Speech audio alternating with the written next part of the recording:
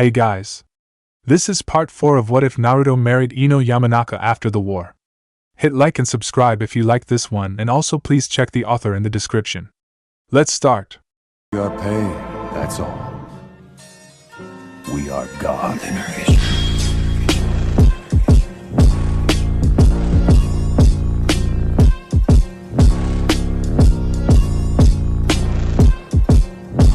Chapter 13. This is the beginning, said Kurama vaguely. Naruto and Ino both stared into the field in front of them. Confused looks adorned their faces. What was this? Why were they here? Naruto, why are we here? There is nothing here, asked Ino, who was confused but still very interested in what was going on. It better be good because it got in the way of their picnic. It was a legitimate question. The clearing was nothing special. It was just a simple clearing with a few bushes and flowers, nothing that really stood out. Why did Kyuubi lead them here? Naruto was meanwhile scanning the clearing thoroughly. Something didn't feel right to Naruto. Something was off with this picture, he could feel it. Something was hidden here, and whatever it was hidden by a master of the shinobi arts. No, something is definitely here. I can feel it. Something doesn't feel right. A barrier maybe? Answered Naruto, forcing Ino to scan the area once again, this time in detail. But barriers don't hide things, do they? I thought they only protect them. Pondered further Ino. Naruto continued with the information gathering. A genjutsu over a barrier? Genjutsu for concealing whatever is hidden here and a barrier for protection. It sounds possible, but why? Why the need for so much protection? Just the barrier itself must be one of the best in the world for it to be hidden from my sight. And a genjutsu on top of that? Something very important is kept here, asked Kyuubi. He must know since he led us here, remarked Ino. Naruto nodded and closed his eyes to seek answers from Kurama. Kurama, care to explain? Inquired Naruto. Kurama was very secretive regarding this place. Something must have happened here. Something important. No. Everything will be clear as soon as you drop the barrier, responded Kurama, not divulging the information regarding this place. Naruto scowled, displeased with his answer. He was getting a bit impatient, and that is never a good thing. Stubborn fox. Any ideas on how to break the barrier? I'm pretty sure I can't disable it with normal means. It's way out of my league of skills. Power? Asked Naruto impatiently. Kurama snorted. Of course you wouldn't be able to disable it with the level of sealing you are now. This was done by the greatest sealing master known to mankind. You are still but a child to him. Naruto pouted at his remark. He knew it was out of his league, but he could have been less insulting about it. So power? Asked again Naruto, not wanting to hear any more insults directed at his skills. Yes, power. Don't ask questions you already know the answer to. Now go! Ordered Kurama, forcing Naruto of the mindscape. Naruto opened his eyes and sighed. The fox can be quite demanding sometimes. Well? Asked an also impatient Ino. He won't talk. He said we'll find out once we disable the barrier and the genjutsu. Grumbled an annoyed Naruto. Ino was also disappointed and was starting to get irritated. Seriously, why all the secrecy? Just tell her already, damn it. I suck at genjutsu, so would you do the honors, Ino? Asked Naruto. She nodded and turned towards the seemingly uninteresting field. She closed her eyes and concentrated. She made the hand sign for Kai and waited for the genjutsu to drop. After a few moments of waiting and still nothing happened, she turned towards Naruto, who had a focused look on his face. Why doesn't it work? Asked a baffled Ino. She may not be an expert when it comes to genjutsu, but she knows a thing or two about dispelling genjutsus, even higher ones. Naruto hummed in deep thought and stroked his chin. Try again. This time use more chakra. She nodded, coming to the same conclusion as he did.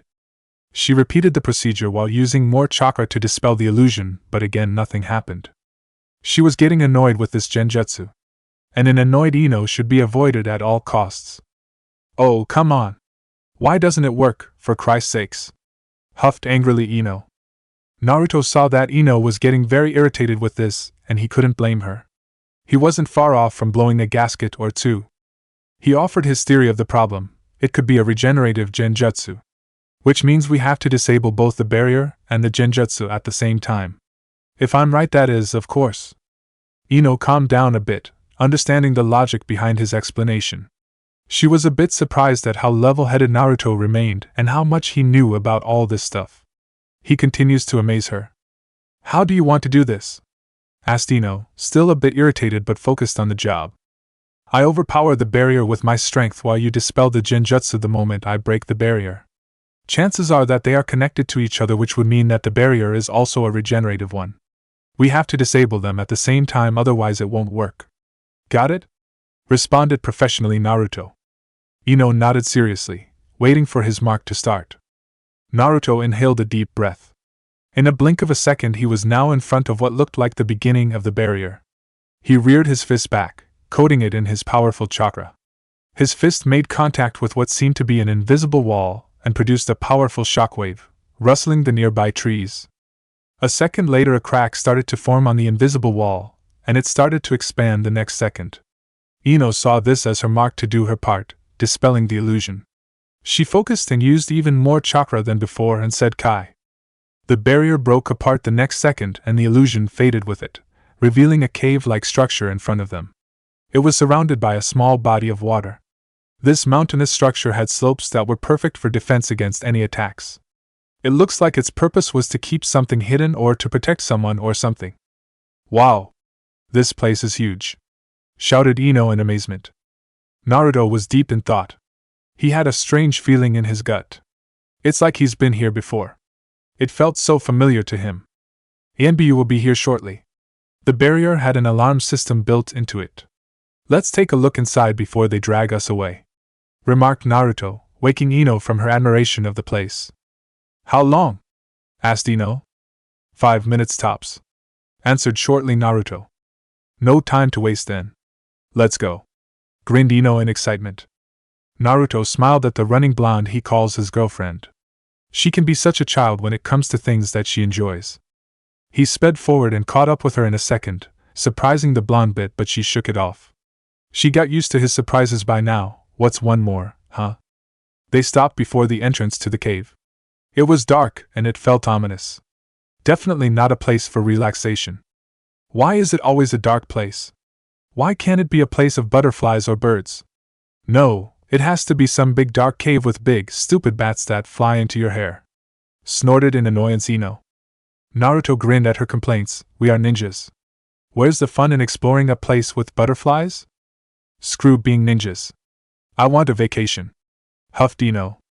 Naruto laughed at her childish response. We'll rest when we die. Now let's go. Enbu will be here any moment now.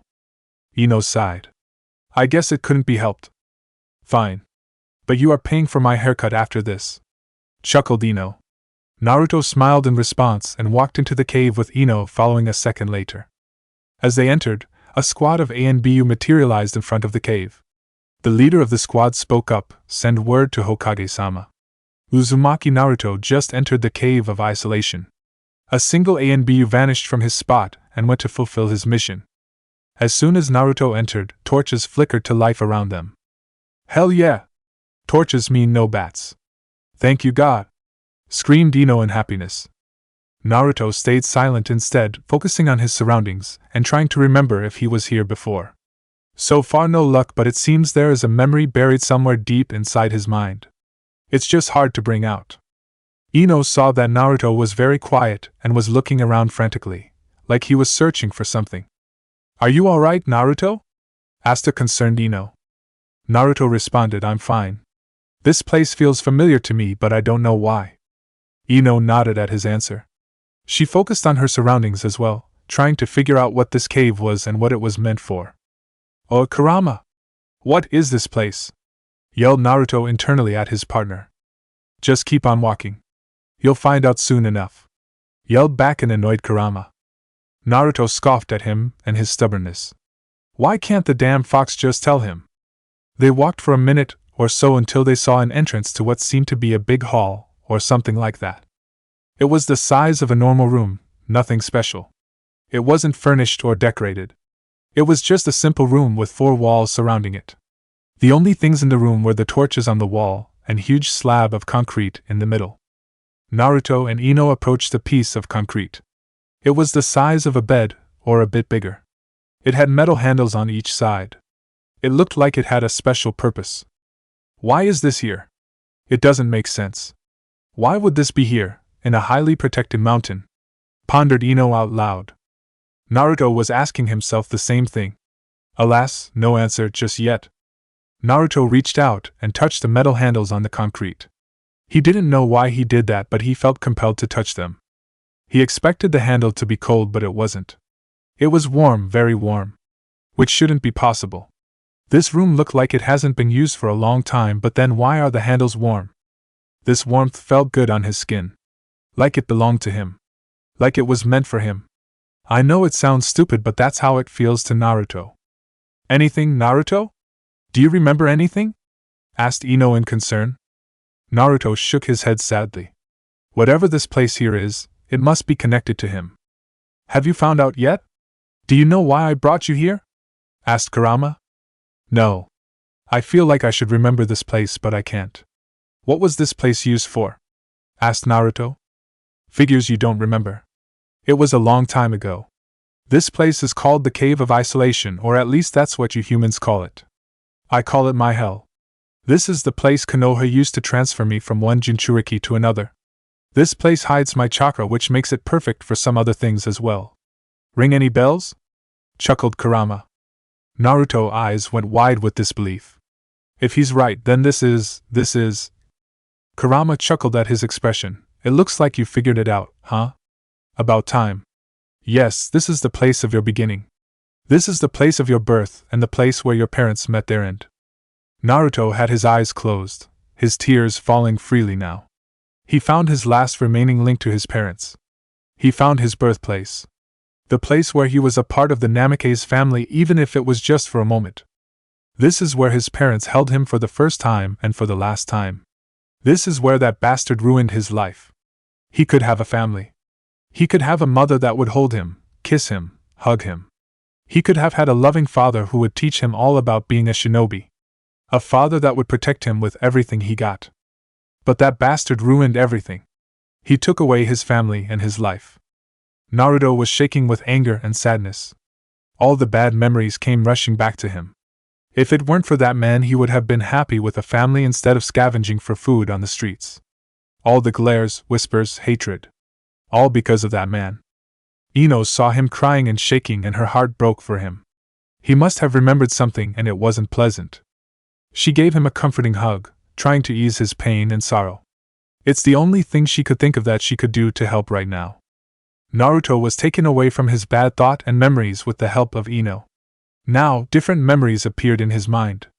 Ero Sennin, Grandma, Kakashi, Sasuke, Sakura, Lee, Niji, Tenten, Shino, Sai, Shikamaru, Temari, Gaara, Kankuro, Kiba, Konohamaru, Moegi, Udan, Hanabi, Hinata, Ayam, Tuchi, Asuma, Kurinai, Asuma Jr., Anko, Shizen, Killer Bee, Old Man Tsuchikage, Mizukage, Haku, Zabuza, and Ino.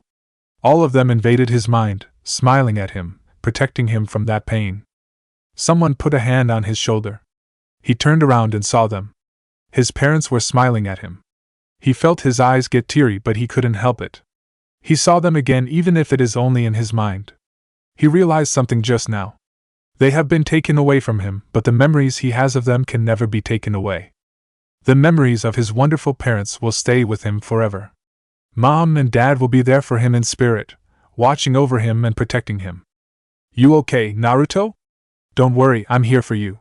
Smiled sadly Ino, sobbing a bit for his pain. Naruto smiled sadly down at his beautiful and caring girlfriend. I will be fine. I just remembered something. Something that happened a long time ago. Ino looked up, her eyes teary and puffy. Can you tell me? Naruto smiled sadly at her. She looks so cute right now, sure. I have a better idea. How about I show you? Offered Kurama, who was acting a bit more humble and kind, if that is possible. How? And why? Asked a baffled Naruto. Kurama scoffed at his denseness. You forget I was here when it happened. I will grant you access to that particular memory, but only this one time. Think of it as a gift if you like. But don't you dare thank me afterwards, because you'll regret it. Really? That's great, Kurama! Shouted an excited Naruto, his pain forgotten for the moment. Yeah? Just tell that girlie of yours to establish a mental link so we can start, said Kurama. Naruto nodded at him. Ino, how about I show you instead? Said Naruto calmly. Ino was confused. Not to be rude or anything, but how can you do that? Establish a mental link between us and Kyuubi will do the rest. Smiled a bit more happily now Naruto. She nodded a bit reluctantly, but she complied. Sharing a memory isn't a foreign thing to her, but she never did it with a giant demon before. She did as he asked of her, and created the bridge between their minds. She waited for Kyuubi to start, and so was Naruto. Took you long enough. Here we go, said Kurama loudly. He closed his eyes and willed that particular memory to show itself in Naruto's mind. In a second or so the memory began. Push Kushina. We are almost there, shouted Biwako, Hiruzen's wife and the woman in charge of the birth of Naruto. Kushina yelled out in pain, sweat rolling down her face by the gallons. Her hands were gripping the handles with all her strength. I could swear I heard the metal creak from the force. Just a bit more, honey. Just a bit more and we'll be a family, cried out Minato, the soon-to-be father to his wife and soon-to-be mother. He was currently encouraging his wife and focusing on the seal of the fox so that he doesn't escape during the birthing process. Kushina, who wanted to respond to her husband's beautiful and heartfelt remark, but the pain was overwhelming. It took all of her willpower to just push, let alone talk. She let out another yell of pain and anguish, scaring Minato a lot. He gripped her hand in support and encouraged her on. Is this normal? I've never seen Kushina in so much pain, said a concerned Minato. Of course it's normal. This is birth. This is why women give birth and not men. Men are weak, scoffed Biwako while concentrating on delivering the baby. Kushina yelled out once again. The pain was unbearable. People tell you that birth is painful, but not this kind of painful. This was hell. Almost there, baby. Just a bit longer, encouraged Minato. Kushina nodded, albeit barely, and summoned all her remaining strength for one last push. This is it, Kushina. One more push and we're there, yelled Biwako, fatigue etched on her face. Kushina let out one final, big wail of pain and determination. The result, a new life. The child was strong, judging from his screaming. Biwako and her assistant Taji rushed to get hot water and some blankets for the new boy.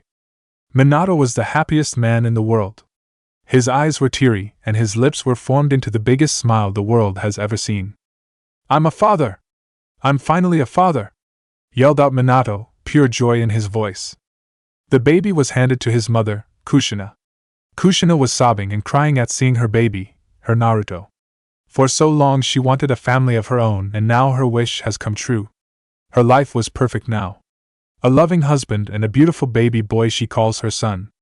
She held the boy close to her face, rubbing against his cheek, crying tears of joy at seeing her bundle of joy. Naruto, I'm your mother.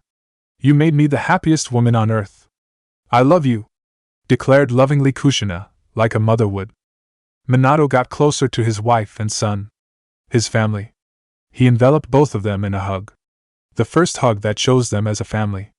The parents were experiencing joy like never before, and her feelings are shown on their faces, smiles, tears. You did it, honey. We are a family now. Thank you, Kushina, smiled lovingly Minato, squeezing his family even tighter. Kushina smiled at her doubting husband. We did it. You, Minato, turned my life from a wreck to this. I'm so happy to have met you, Minato. I love you. I love you too, Kushina. And I love you too, Naruto, my son. Tears rolling down Minato's cheeks. Naruto, my son. I love you with all my heart, and I will show it to you every single day for the rest of my life. I love you, sobbed happily Kushina. Naruto cooed in response to his parents' heartwarming confessions. He was surrounded by the love of his mother and father for the first time, and as fate would have it, for the last time. Ino was openly crying at the emotional and heart-wrecking memory. This was so beautiful and wonderful. She can't put into words. It made her heart warm seeing Naruto's parents fill Naruto with love the moment he was born. This could be Naruto's life, but fate took it away from him. She couldn't help it but cry at his sorrow and pain. Naruto was smiling and crying tears of joy. No sound was coming from him crying. He was smiling at the memory he just witnessed and received. He will remember this for the last of his life. Seeing his mom and dad and how they loved him with all their hearts really brightened up his life right now. He was replaying his meeting with both of them and smiled even wider. He got another glimpse into the life of his parents and how wonderful they were. They would have been the best parents ever. No, they are the best parents anyone could wish for. He is proud to be called the son of Uzumaki Namikaze Kushina and Namikaze Minato. He is proud of his parents and loves them dearly. May you rest in peace. You deserve it. Ino broke the link and ran into Naruto's arms. She wanted to be surrounded by his warmth right now. She wanted to be there for him now. She can't even imagine how Naruto must feel right now. To see his parents one more time and saw how wonderful they were and realize what kind of life he could have led. It must be heartbreaking. Naruto hugged her tighter to his body, feeling her sobbing into his chest, releasing her pain and his pain onto his chest. He caressed her back and stroked her beautiful, long hair gently, trying to calm her down and tell her it's okay. It's okay, Ino. I'm alright. Smiled gently Naruto. Ino shook her head negative in his chest. How can it be alright? They were so wonderful, Naruto. And they were taken away from you. Sobbed Ino. Naruto smiled at his girlfriend. My heart breaks because they aren't here with me, but this, what I just saw right now, filled my heart with love and joy. I would do anything to have them here by my side, but that is an impossible wish right now. I'll take the next best thing, my memory of them. I saw how much they loved me and cared for me. I saw what kind of parents they were and would have been. Just knowing that I was in their hearts means everything to me. So please don't cry. I'll be fine. Ino started to calm down. Her sobbing and crying subsided. A smile appeared on her face while looking up at her wonderful boyfriend of 2 months. In the last 2 months she learned more about him than all her life before. And he keeps on amazing her, and she is falling for him, deeper and deeper. You are such a wonderful guy, Naruto. Only you can turn misery into happiness. Smiled Ino. Naruto grinned back at the now happy Ino, just part of my charm. Ino giggled at his teasing response. Naruto's heart fluttered hearing her sweet voice. This woman was planted firmly in his heart, and she isn't leaving, not for a long time. He interrupted her giggling and surprised her by kissing her passionately. She was caught off guard only for a second. She let go of her defenses and went with the flow of Naruto's passion. Naruto couldn't get enough of her. Her lips, her scent, her voice, her skin, her eyes, everything is so wonderful to him. She was perfect. After a while their lip lock ended, both breathing deeply. Ino smiled and rested her head back onto his chest and nuzzled deeper into him, wanting to feel him. Naruto had a content and loving smile on his face. Did I tell you how amazing you are, Ino? Ino giggled and blushed. Not today. Well, I think something should be done for that, right? Smiled Naruto. Definitely. Giggled further Ino, enjoying the attention from Naruto. Naruto smiled at her. Thank you, Ino, for being here with me for me. I wouldn't share this with anyone else but you. Ino's heart was tingling and the butterflies in her stomach remerged, all because of him. She blushed. You are spoiling me, Naruto. You deserve it. Smiled Naruto further, her blush only increasing his happiness. Ino let out a content sigh while snuggling against him. It felt great to be Naruto's girlfriend. Ready to leave? Asked Naruto. She nodded. Seeing that she was comfortable in his arms, he picked her up bridal style and started walking towards the exit. Ino leaned against him and enjoyed this peaceful moment. The exit of the cave was in sight of Naruto and Ino. When they walked in, they were immediately surrounded by 2 squads of ANBU commanded by Tsunade Senju herself. Naruto put Ino on the ground and faced his leader, his commanding officer, and his grandma. It was Tsunade who spoke up first. I see you found it. Naruto nodded seriously, yes. Tsunade sighed. Look, Naruto, the reason I didn't tell you. She was caught off by Naruto. It's okay, grandma. I don't blame you. You are the Hokage and you have your secrets, and so do I. No need to delve further into this. I found what I was looking for. Tsunade smiled softly at him, at her grandson, the last of her kin. She nodded at his answer. Then I guess you know what this place is and its purpose? Asked Tsunade. Naruto nodded, yep. A little birdie told me everything. Smiled Naruto. Ino smiled at the little birdie comment. She pictured Kyubi as a bird and it was a funny image. Kyubi disagreed, damn brat. Tsunade smiled at the hidden meaning, or not so hidden meaning. The ANBU also had an idea who the birdie was but didn't voice their thoughts or concerns. They had faith in Hokage and their savior. How the hell did you find this place? This is supposed to be a top-secret location, protected by barriers and illusions. How did you manage to find it? Asked an interested Tsunade. Naruto scratched his head. Well, the little birdie was extra helpful today. Grinned Naruto. Tsunade shook her head. Who knew Kyubi would be such a gentle spirit one day? Not that she would say that out loud. Kyubi is still eons ahead of her in strength. I'm sure you know this stays between us, said Tsunade seriously, looking both at Naruto and Ino. Both of them nodded sternly and seriously. This is still a secret location, known only to the Hokage and a few select ANBU. Good. Now let's go. I need to talk to you in my office, smiled Tsunade. Can you wait a minute? There is something I have to do, declared Naruto, eliciting a raised eyebrow from Ino, Tsunade, and from the ANBUs, not that you could see that. Sure. Make it quick, though, said Tsunade, waiting to see what he will do. Probably something very Naruto-ish. Naruto nodded and turned towards Ino. Ino, can you take a few steps back, please? Ino complied with his request and went to stand beside Tsunade and the rest of the ANBU. Naruto smiled at her and turned back towards the entrance of his birthplace.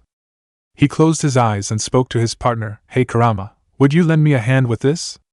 You are lucky, I'm feeling mighty generous today.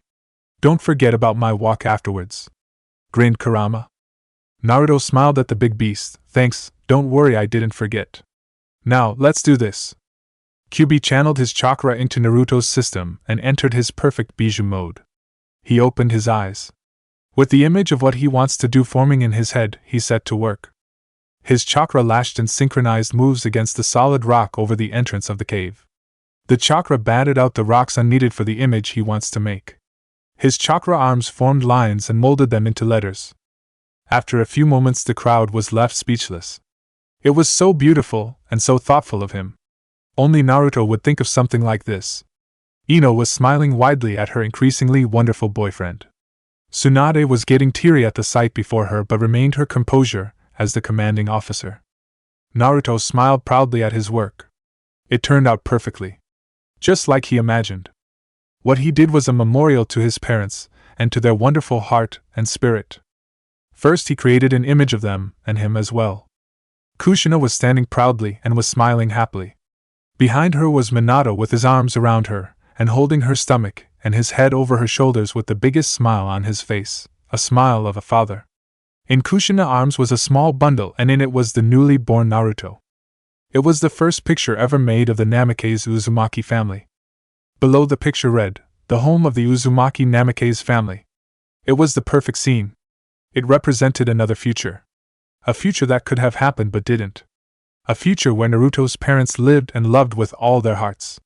A future that will forever stay in Naruto's heart and mind. Ino went to stand beside him and leaned against his shoulder, smiling at the picture on the mountain. This is so wonderful, Naruto. You just made your parents even prouder. Smiled wonderfully Ino. Naruto smiled at her, and at the picture he made for his parents. This is what is in my heart right now. This is what I want in the future for myself. I will make my parents proud. Ino smiled lovingly at him and his wish. Oh, how she wants that to happen for him. Who knows, she might be there with him. Tsunade turned away from the scene and with a look sent her ANBU away. She also made herself scarce and teleported back to her office, but not before sending one last smile at the couple and at the memorial of her friends and family. Naruto and Ino stayed there for a few minutes, Ino in his arms. They were just enjoying the moment, not wanting to let this kind of moment pass them by. This was their relationship, moments like these. These intimate moments are what define their relationship. It speaks volumes when a couple can share the most intimate secrets to each other. It means they trust each other inexplicably. Ino was thinking of how she bagged such an amazing and caring guy. Not in a million years did she imagine that Naruto was such a romantic and thoughtful man. It was such a far cry from the loud and stubborn guy he usually is. But it was that stubborn and loud and happy person that she first noticed. This other side is just a bonus to an already perfect guy. She couldn't see herself with anyone else than Naruto right now. He makes her happy, He makes her smile, he holds her like no one before. He is there for her, always and forever. He is a part of her, as she is a part of him. He completes her. He makes her a better person she could ever be on her own. She is really starting to fall for him. Naruto had similar thoughts but on a deeper level. He was thinking of his parents, and their love for each other, and for their son, him. He saw in that memory how they looked at each other. It was a look between lovers and two people deeply in love. The love which he also wants to experience, and take joy in. He looked down at his beautiful girlfriend, both in body and in spirit. He wouldn't give her up for anything in the world, be it status, money, power or women. In the last 2 months they've been together, she made him a happier person. Every day with her is a blessing to him. Every day is full of smiles and laughs, occasional playful bickering which he absolutely loves. Her fiery personality, which first got his attention when he saw her for the first time, really comes out in their arguments. He likes how she is an independent, confident woman. A woman who knows what she wants and will do anything to get it. It just so happens Naruto is on her list. Not that he minds or anything. If he is honest with himself, the woman who is currently in his arms is already deeply planted in his heart. She has been for quite a while now. And she isn't leaving. Not if he has a say in it. He hopes she feels the same. They both looked at each other at the same time, both blushes on their faces from what they were thinking. Both were smiling at the other, both expressing their joy of being in each other's arms. We need to go, gorgeous. Grandma still wants to see us in her office. Smiled lovingly Naruto. Ino nodded and the blush remained on her face, courtesy of his honest compliment. Naruto smiled and nodded at her. He picked her up the usual way, not that Ino had any objections to it or anything. Naruto used Shunshin and teleported them into the middle of Tsunade's office, who was waiting for them to arrive behind her desk. We're here! Screamed Naruto, grinning foxily. Ino smiled at the Hokage in Naruto's arms, not embarrassed by the situation and position at all. Tsunade smiled at the beautiful couple before her. They looked so good together, and it reminded her of Jiraiya and herself. The pervert would kill to be in the same position with Tsunade in her arms. Tsunade smiled, good. Take a seat. Naruto plopped down onto the chair before the desk, Ino still in his arms much to her amusement. What's up, Grandma? Grinned Naruto. Tsunade gained a small, much smaller than usual, tick mark on her forehead. She hated and loved that nickname. If only he weren't her family, she could beat the shit out of him. She sighed, I have a mission for you, Naruto. Naruto raised an eyebrow, that's normal, I guess. It's been a while since I've been on a one. What do you have in mind? Tsunade looked him seriously in the eye, they have resurfaced. Naruto knew what to do. He was waiting for this. Chapter 14. A blur was seen racing across the fire country. Naruto was currently on a mission of great importance to him. He was waiting for the day they would resurface. And finally they did. He remembers back to what Tsunade told him. Flashback. As you requested, our spies spotted them in aim. They crossed the border a day ago. If you are lucky you might catch up to them if you leave now, said Tsunade to Naruto. Naruto nodded and thanked her for her help in this matter. She waved him off, saying it was no problem. Naruto turned towards his girlfriend and kissed her goodbye. When they parted lips, Ino asked, mind telling me what's this all about? No time, sorry honey. Bakhan can tell you after I leave. I'm afraid I can't waste any more time, said Naruto, already looking towards the exit. Ino frowned. Sometimes she really hates the shinobi life. All the secrecy can be quite annoying. The frown was then replaced by a gentle smile. Don't do something stupid. I would hate to come after you.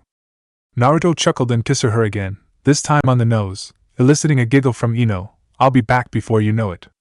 With that he disappeared from the room. Ino sighed and turned towards the older blonde who was waiting for the duo to finish. Tsunade started, I'll make this short. I have a bottle of sake waiting for me at home. Naruto asked me to keep an eye on a certain group of ninjas. I'm sure you heard of this particular group. It's called Taki. Ino's eyes widened. Now that's a name she hasn't heard in a long time. Tsunade continued, it isn't the group itself that caught Naruto's eyes. It's a particular member that is the focus of Naruto's attention. Seeing that Tsunade took a dramatic pause, Ino decided to rush her a bit. Which one are we talking about? The female of the group. The red hair Karin.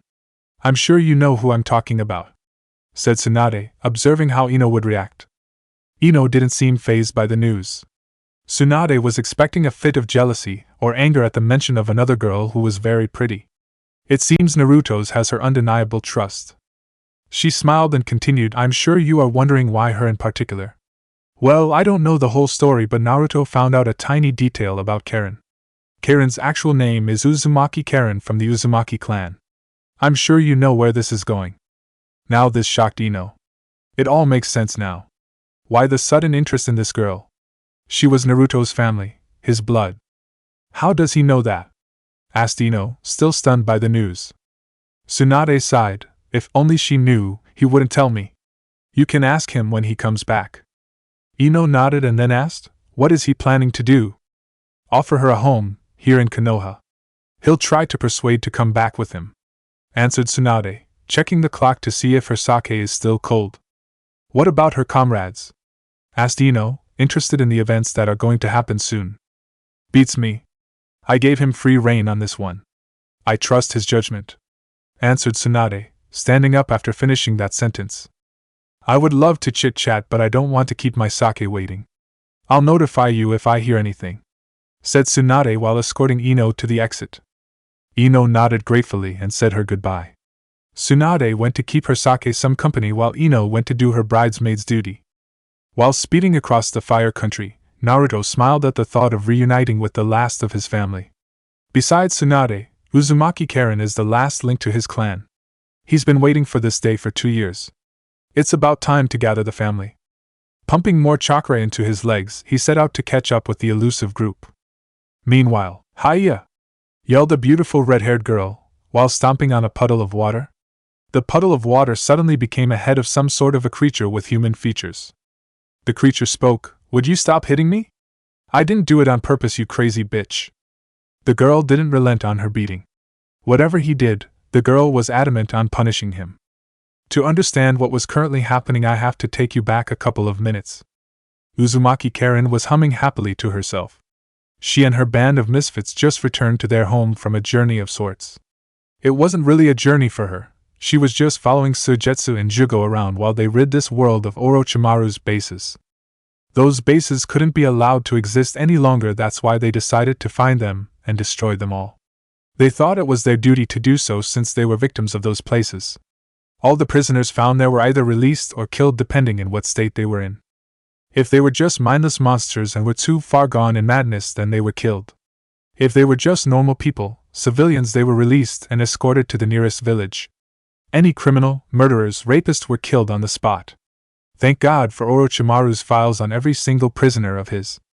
The files had everything: background, potential, anatomy down to the cellular level, and much more.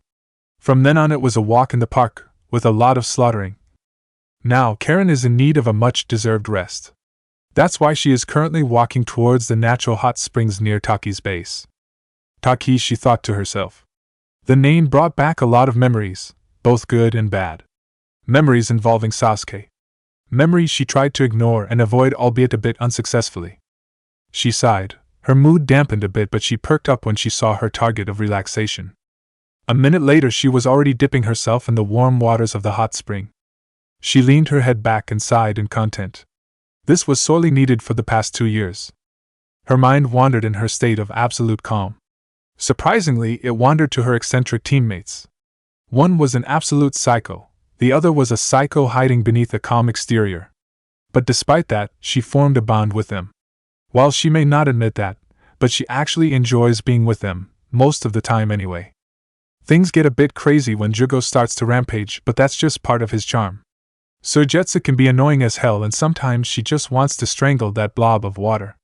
If only she could realize her wish, but Eno, that idiot, has to be made of water. A small smile formed on her face when she relived the past 2 years or so. 2 years of happiness, laughter, anger, fury, rage, wrath. Yep, a lot of anger was involved in her life for the past 2 years. The bond of anger and annoyance that holds this little group together. A strange group of friends indeed. She was caught off from her inner rambling by someone sighing in pleasure. She looked towards the voice and saw something made her white with fury. It was that idiot again.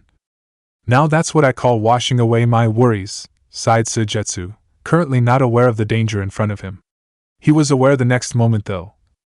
"Suigetsu!" yelled the Uzumaki devil.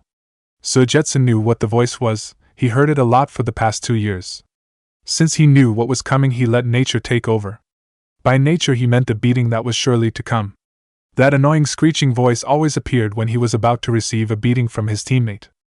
Karin lashed out with a roundhouse kick to his face while somehow managing to cover herself with a towel. Suigetsu's head was blown off. Karin didn't stop there. Next was his body. With a war cry, she pounded on the remaining limbs, mercifully. And then came Suigetsu's response. "Would you stop hitting me? I didn't do it on purpose, you crazy bitch." After Karin depleted her rageometer, she stopped with her kicking and clawing and other stuff. She was breathing heavily and still glaring at the puddle of water which was reforming back into Suigetsu. "You really should take anger management classes," came the response of the battered puddle of water. Karin growled at him. "What do you want, Suigetsu?" She was in no mood for any funny games. Suigetsu sighed. "I just came to tell you that dinner is ready. You might want to hurry up before that nutjob eats everything. I'll be there when I finish my bath. Now leave before I kill you." Suigetsu waved off her threat and started walking away. When he was at a safe distance, he yelled back, "By the way, nice rack you got there," and took off running into the forest while dodging any kunais and shurikens Karin threw at him, which I have no idea where she got them from. Karin huffed and puffed and calmed down after a few moments. She turned back to her pool of hot water and dived in. "Dinner can wait a while longer. This is more urgent right now." 10 minutes later, Karin was walking back towards their camp or home, as she calls it. She was still fuming in her head because of Suigetsu's blatant intrusion of her private space. But she'll get back at him when he least expects it. She moved away the final bushes before reaching the clearing where their base is. She came upon a peculiar sight. There was no dinner waiting for her, the bastards. Instead, she found that her 2 teammates were currently engaged in a standoff with a visitor who she recognizes from a couple of years back. She heard Suigetsu yell at the man in his usual loud and obnoxious manner, "Hey idiot! What do you want here? You don't belong here." The man, who she now remembers as Uzumaki Naruto, turned his attention to the loud idiot and smirked at him. This just made Suigetsu even madder. He growled and started reaching for his sword on his back, but stopped after Karin landed beside him. She spoke. I don't think he came here to fight. I know this guy. Let me talk to him." Suigetsu growled and scoffed. His pride was still hurt by this stranger but relented afterwards. If Karin knew this guy, then he will let it slide, for now. Karin turned towards Naruto, who was smiling gently at her, which confused Karin. Why is he smiling like that, thought Karin, the natural tinge of red on her cheek appearing, obviously not used to such affectionate smiles. She shook off her thoughts and spoke to him. "Naruto, right? What are you doing here? You are a long way from Konoha." Naruto didn't have time to respond because Suigetsu started laughing. "Ha ha ha, so this is the mighty Uzumaki Naruto. What did Sasuke tell us about you?" said Suigetsu, remembering the words Sasuke spoke long ago. "Naruto is a nuisance and an idiot who will try to change you constantly," came the blatant response from Uchiha Sasuke while forcing himself through another clone of Naruto's. "I think he said you were an idiot and a nuisance. I think I'm starting to see what he meant," laughed Suigetsu. When he looked towards the direction where Naruto was standing before, he found an empty space. Instead, he could now feel someone breathing behind him, and he could swore he felt that the man had a smirk on his face. He heard, "Is that so?" Barely a whisper. Suigetsu immediately turned around and tried to strike the man but found nothing but air. He turned back around and saw Naruto standing in his original position. He turned to his 2 teammates and saw surprise in their eyes. Karin was sweating at the show of speed while Jugo looked like Jugo, insane and homicidal. Suigetsu growled at the man and his taunting. He was about to lunge at the man, but Karin stopped him. "Wait, Suigetsu. Let's just all calm down. We don't have to fight him." Suigetsu would have none of it. This man insulted him twice. No one does that and lives to tell about it. Not even the hero of the nations. Karin, seeing that Suigetsu wasn't listening to her, put herself between the 2 and stood her ground. She had a determined look on her face and directed it towards Suigetsu. "Stop, Suigetsu. Let's just hear him out first. If we aren't satisfied with his answer, then you can do whatever you want." Suigetsu was grinding his teeth but nodded nonetheless. He sheathed his sword and dropped his stance. Karin nodded at him and turned around to speak to Naruto, who was waiting patiently for her to finish. You asked me what I was doing here, right? Said Naruto, taking the initiative. Karin nodded. Naruto smiled and continued, I came here in search of my family. Karin raised an eyebrow. What does searching for his family got to have with them? So you are just passing by? Asked Karin, thinking that this was just all a lucky coincidence. Naruto chuckled and shook his head. No, this is the place I was looking for, cousin. Shocked Naruto. Both Suigetsu and Jugo were shocked to hear the man speak the word cousin. But their shock paled to that of Karin's. Her eyes went wide. A small tear formed itself in her eye for unknown reasons. Her fingers were twitching and she was shaking. How was the dominant thought in her mind? Guessing, Naruto answered her unspoken question. You might ask yourselves, how? Believe me, I was shocked too when I first heard that, but it does make sense. Your temper, your potent chakra, your fiery red hair, it all matches. You, Karin, are an Uzumaki and my last kin. You are my flesh and blood, Uzumaki Karin. This just made Karin shake more, and disbelief made itself known on her face. This isn't possible. She is an orphan, abandoned by her parents, and left for dead. She doesn't belong anywhere. She is just an outcast and undesirable. Suigetsu decided to intervene on Karin's behalf, seeing that she is still struggling with the information. How do you know that? You barely know her, so how come you know she is an Uzumaki? Simple, Sasuke told me. This earned him another surprise and shock. Karin's head shot up when she heard the word Sasuke. Naruto continued, seeing that he got all of their attention. When I fought Sasuke, he told me something about you guys. It seems when he fought Kabuto, he learned that Kabuto injected himself with the DNA of Suigetsu, Jugo, and Karin here. He told him that Karin was from the Uzumaki clan. Finished Naruto. Suigetsu picked up where he left. He could have been lying. Kabuto was a snake and a liar. No, that was no lie, said Naruto, turning back towards Karin, who was watching him intently. Karin, said Naruto. Yes? Asked shyly Karin. You know it's the truth. I know you can feel it, said Naruto kindly. Karin was about to speak when an inhuman roar shook through the clearing, alerting everyone. They turned towards the roar and saw Jugo, already transforming into his berserk state. Both Suigetsu and Karin tried to calm him down, but they knew the chances of doing that were very slim. Jugo, calm down. He is not our enemy. Calm down, Jugo, said Karin pleadingly. But Jugo was already too far gone. His skin turned dark, indicating his cursed form was now activated. Karin could feel the foul chakra invading Jugo's body. Naruto could too. Suigetsu was about to attack Jugo and pin him down so he could calm down, but Jugo was faster and lunged at Naruto, who took his stance. Jugo lashed out with his oversized arm, aiming to behead Naruto. Naruto waited to the last moment before he evaded the strike. A knee to the gut followed that evasion. The force from the blow made Jugo stagger a bit, but only for a moment. With a loud roar, he pushed himself off the ground and towards Naruto, who sighed to himself. It seems his body was designed to withstand a lot of damage.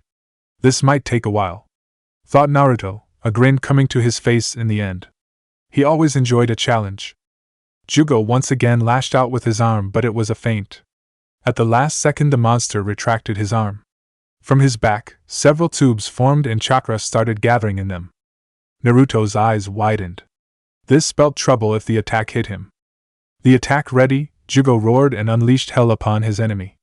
A loud explosion rocketed the clearing, making both Karin and Suigetsu shield their face from the debris. Since the attack was unleashed at point-blank range, even Jugo was affected by the explosion. The shockwave sent him tumbling backwards, but his body had no visible injuries besides the occasional smoldering of his skin, which seemed to be healing rapidly. When the smoke cleared, there was no Naruto. Jugo in his berserk state thought he won when he saw no body. He started laughing madly but stopped dead in his track when he heard someone talk behind him. Impressive but not good enough. You'll have to do better than that, Jugo, taunted Naruto, looking no worse for wear. It seems his speed came in handy once again. Karin felt relieved when she saw that Naruto was okay.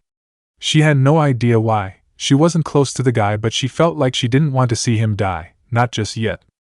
Jugo let out another roar and tried to elbow Naruto in the gut but failed miserably. By the time Jugo's elbow reached the spot where Naruto was previously located, Naruto was already behind Jugo, fist poised for strike. And what a strike it was! Jugo didn't know what hit him. The fist came in contact with his face, and a shockwave made itself known because of the power behind the strike. If this was an ordinary opponent, the man would be out cold.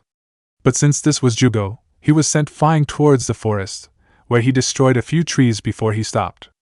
Naruto waited patiently for the man to stand back up, and he didn't have to wait too long. A spike of chakra and the destroyed trees were blown away and revealed a relatively unharmed Jugo. A small trail of blood was running down his forehead, but other than that he was fine. Tough guy, muttered Naruto to himself, impressed with Jugo's resilience. But I think I dragged this out for too long, said Naruto, a plan forming in his head. Doton, Yomi Numa, yelled Naruto, slamming his hands on the ground. A second later, a large swamp appeared under Jugo's feet. Caught unaware, the swamp imprisoned Jugo and held him in place, which worked perfectly for Naruto. Truthfully, he didn't expect this to work, that's why he made sure to have another attack ready, just in case. In a burst of speed he appeared on top of the swamp and behind Jugo. He took out his pen and some ink and started scribbling on Jugo's back. It made things a lot more difficult because of Jugo's trashing around, but that didn't deter Naruto one bit. Both Karin and Sujetsu were looking at the man who faced down Jugo single-handedly and won without too much trouble. Even the Raikage needed more time to disable Jugo. Karin was watching intently at what her cousin was doing to Jugo. All she could see that he was holding a brush and used it to scribble something down on Jugo. A minute and a major headache later, Naruto was finished. He looked down at the formula he wrote and nodded in satisfaction. There were no flaws and he could proceed. He went through a string of 20 hand seals and yelled in the end, "Seal." He concentrated a bit of chakra into the palm of his hands and slammed the down into the center of the sealing formula. The chakra in his hands connected itself with the characters Naruto wrote earlier. The characters surrounded the center of the formula, and then the magic began. The foul chakra in Jugo's system was pushed back by Naruto's own overwhelming chakra. The foul chakra was slowly pushed back into its original place. Jugo was screaming, either from pain or because of something else, they didn't know. His skin was turning back into its normal pale color. His eyes lost its maniacal glint, and it seems whatever Naruto did was working. A minute later, Naruto was looking down upon an unconscious Jugo and sighed in relief. He dispersed the swamp and picked up Jugo and put him over his shoulder. He started walking towards Karin and Sujetsu, who were still stunned by how simple this man disabled Jugo. Sure, they saw Sasuke do it as well, but he had the Sharingan. This man used a brush? Unreal! Naruto set Jugo down gently and turned towards Karin. I'm guessing this happens a lot, huh? Chuckled Naruto, brightening the mood a bit. Karin woke up from her admiration. Yeah, you could say that. Naruto motioned to both of them to sit down with him, which they did. Karin spoke first. How did you do that? Naruto smiled. You should know. This is what made the Uzumaki clan famous. I used Fuinjutsu. Karin let out an oath sound and Sujetsu scoffed. He thought that Fuinjutsu wasn't a big deal and didn't see why the world made such a fuss about that branch of ninja techniques. Naruto picked up on that scoff and turned towards him. I see we have a disbeliever in our company. Chuckled Naruto. Sujetsu growled. I don't need the fancy sealing techniques. All I need is a sword and I'm good to go. Whatever works for you. But I think you should have an ace up your sleeve in case your sword can help you. Smiled Naruto. Sujetsu growled at his remark but made no hostile moves. Naruto turned towards Karin, who was eyeing him, analyzing him. You don't have red hair. You said that red hair was common among the Uzumaki clan. Then how come you don't have it? Asked Karin. I got my hair from my father, who wasn't an Uzumaki, answered Naruto. Wait, you believe him? Asked Sujetsu in surprise. Karin was looking towards Naruto, who was smiling gently at her. She nodded with a small smile. Yes. Sujetsu frowned and turned away, mumbling something. The Uzumaki duo paid him no mind. So, since we established I'm an Uzumaki, what do you want with me? Asked Karin, straight to the point, as always. Come with me, was the equally straight-to-the-point response from Naruto. Karin's eyes widened and so did Sujetsu's, although nobody noticed that. What? Asked Karin, unsure if she heard him right. Come with me to Konoha. You are the last of my family. I want to get to know you. smiled kindly Naruto. No was Karin's immediate response, but it seems Naruto wasn't surprised by her answer. It's like he was expecting it. Suigetsu definitely wasn't judging from his shocked look. Naruto chuckled in amusement. I figured that was the case. May I ask why? Karin sent a discreet glance towards both Suigetsu and Jugo, which Naruto caught and smiled. I see. You are home, smiled Naruto. Karin nodded at him while Suigetsu raised an eyebrow. What the hell are you two talking about? Asked Suigetsu, annoyed that he was left in the dark. None of your concern, Waterbill, grinned Karin. What was that, you crazy bitch? Growled Karin. Their bickering was cut short when Naruto started laughing at them. They leveled a glare at him. What are you laughing at, Blondie? Glared Suigetsu. Naruto's laughter died down. I like you guys. You are definitely one weird group. I'm glad you found such good friends, Karin. Hey, who said we were friends? Came Suigetsu's response. And so did Karin's. Yeah, what the shark face said. We are not friends, we are just traveling in the same direction. Yeah, what the bitch said. Completed Suigetsu, both unaware that they just insulted each other. Naruto smiled at them. Whatever you say. He focused back on Karin. Since you aren't coming with me, do you mind if I get to know with what little time I do have here with you? She shrugged. I don't see why not. To be honest, you intrigued me the moment I sensed your chakra that day. Well, if you want to know something, please feel free to ask me, said Naruto politely. Karin nodded. Your chakra, what's the deal with your chakra? You will have to be more precise than that, said Naruto. When I first sensed your chakra, it was warm and inviting, but when I dug further I came across something foul and evil. What was that? Asked Karin. You probably know already, it's Kyuubi, said Naruto. Karin formed an O-shaped mouth, indicating that she already had her suspicions about it but didn't really know for sure. But to be able to sense him is impressive. Not many people can say that they have such sensory skills to sense him inside of me, complimented Naruto, which earned a blush of embarrassment from Karin. That's my special ability. I have good sensory skills and I can heal people when they bite my skin, said Karin, showing Naruto her special skin. Can I touch it? Said Naruto, treading carefully around the subject. It could be uncomfortable for her. She nodded and Naruto gently rubbed his finger over the skin near her wrist. It's smooth, said Naruto. Karin smiled at his answer. Most people are disgusted when they see her skin. It's nice to see he isn't one of them. Does it hurt? Asked Naruto shyly. A little bit. It's not the pain that's the worst. The feeling is weird, like someone is sucking you dry of your life force. I can't really describe it, said Karin. Are you in danger when you use it? Asked Naruto in concern for his cousin. She shook her head. No, I'm not. Unless I'm really low on chakra, I'm fine. Suigetsu interrupted their little bonding. I've got a question for you. Shoot, said Naruto. What happened to Sasuke? Said Suigetsu. Naruto's mood fell and they both noticed it. Why do you wish to know? Asked Naruto. Suigetsu shrugged his shoulder. Just interested, that's all. Naruto turned towards Karin, expecting to hear her reason. Same here. Naruto sighed and then spoke. He is in a better place now, away from the hatred that consumed him. So you killed him? Shot Suigetsu, failing to read the situation. He got a punch in the face from Karin for that remark. Even she could see that it wasn't a pretty subject for Naruto. Hell, it wasn't a good subject for her either. Suigetsu had materialized and didn't really pay any extra attention to Karin. Instead, he waited for Naruto to answer, which he did. Yes, said Naruto sadly. Karin could swear she saw a tear fall down his cheek, but it disappeared in a flash, so she wasn't really sure. Good riddance, said Suigetsu flatly. Karin glared at him. Read the mood, you idiot. Suigetsu just shrugged his shoulders, emotions being a foreign word to him. It's okay, Karin. I understand his reasoning for saying that, said Naruto. Yeah, he tried to kill me numerous times, abandoned me and Jugo in the meeting, and then tried to kill you. I'm sorry for not missing him, but he doesn't deserve it, elaborated Suigetsu.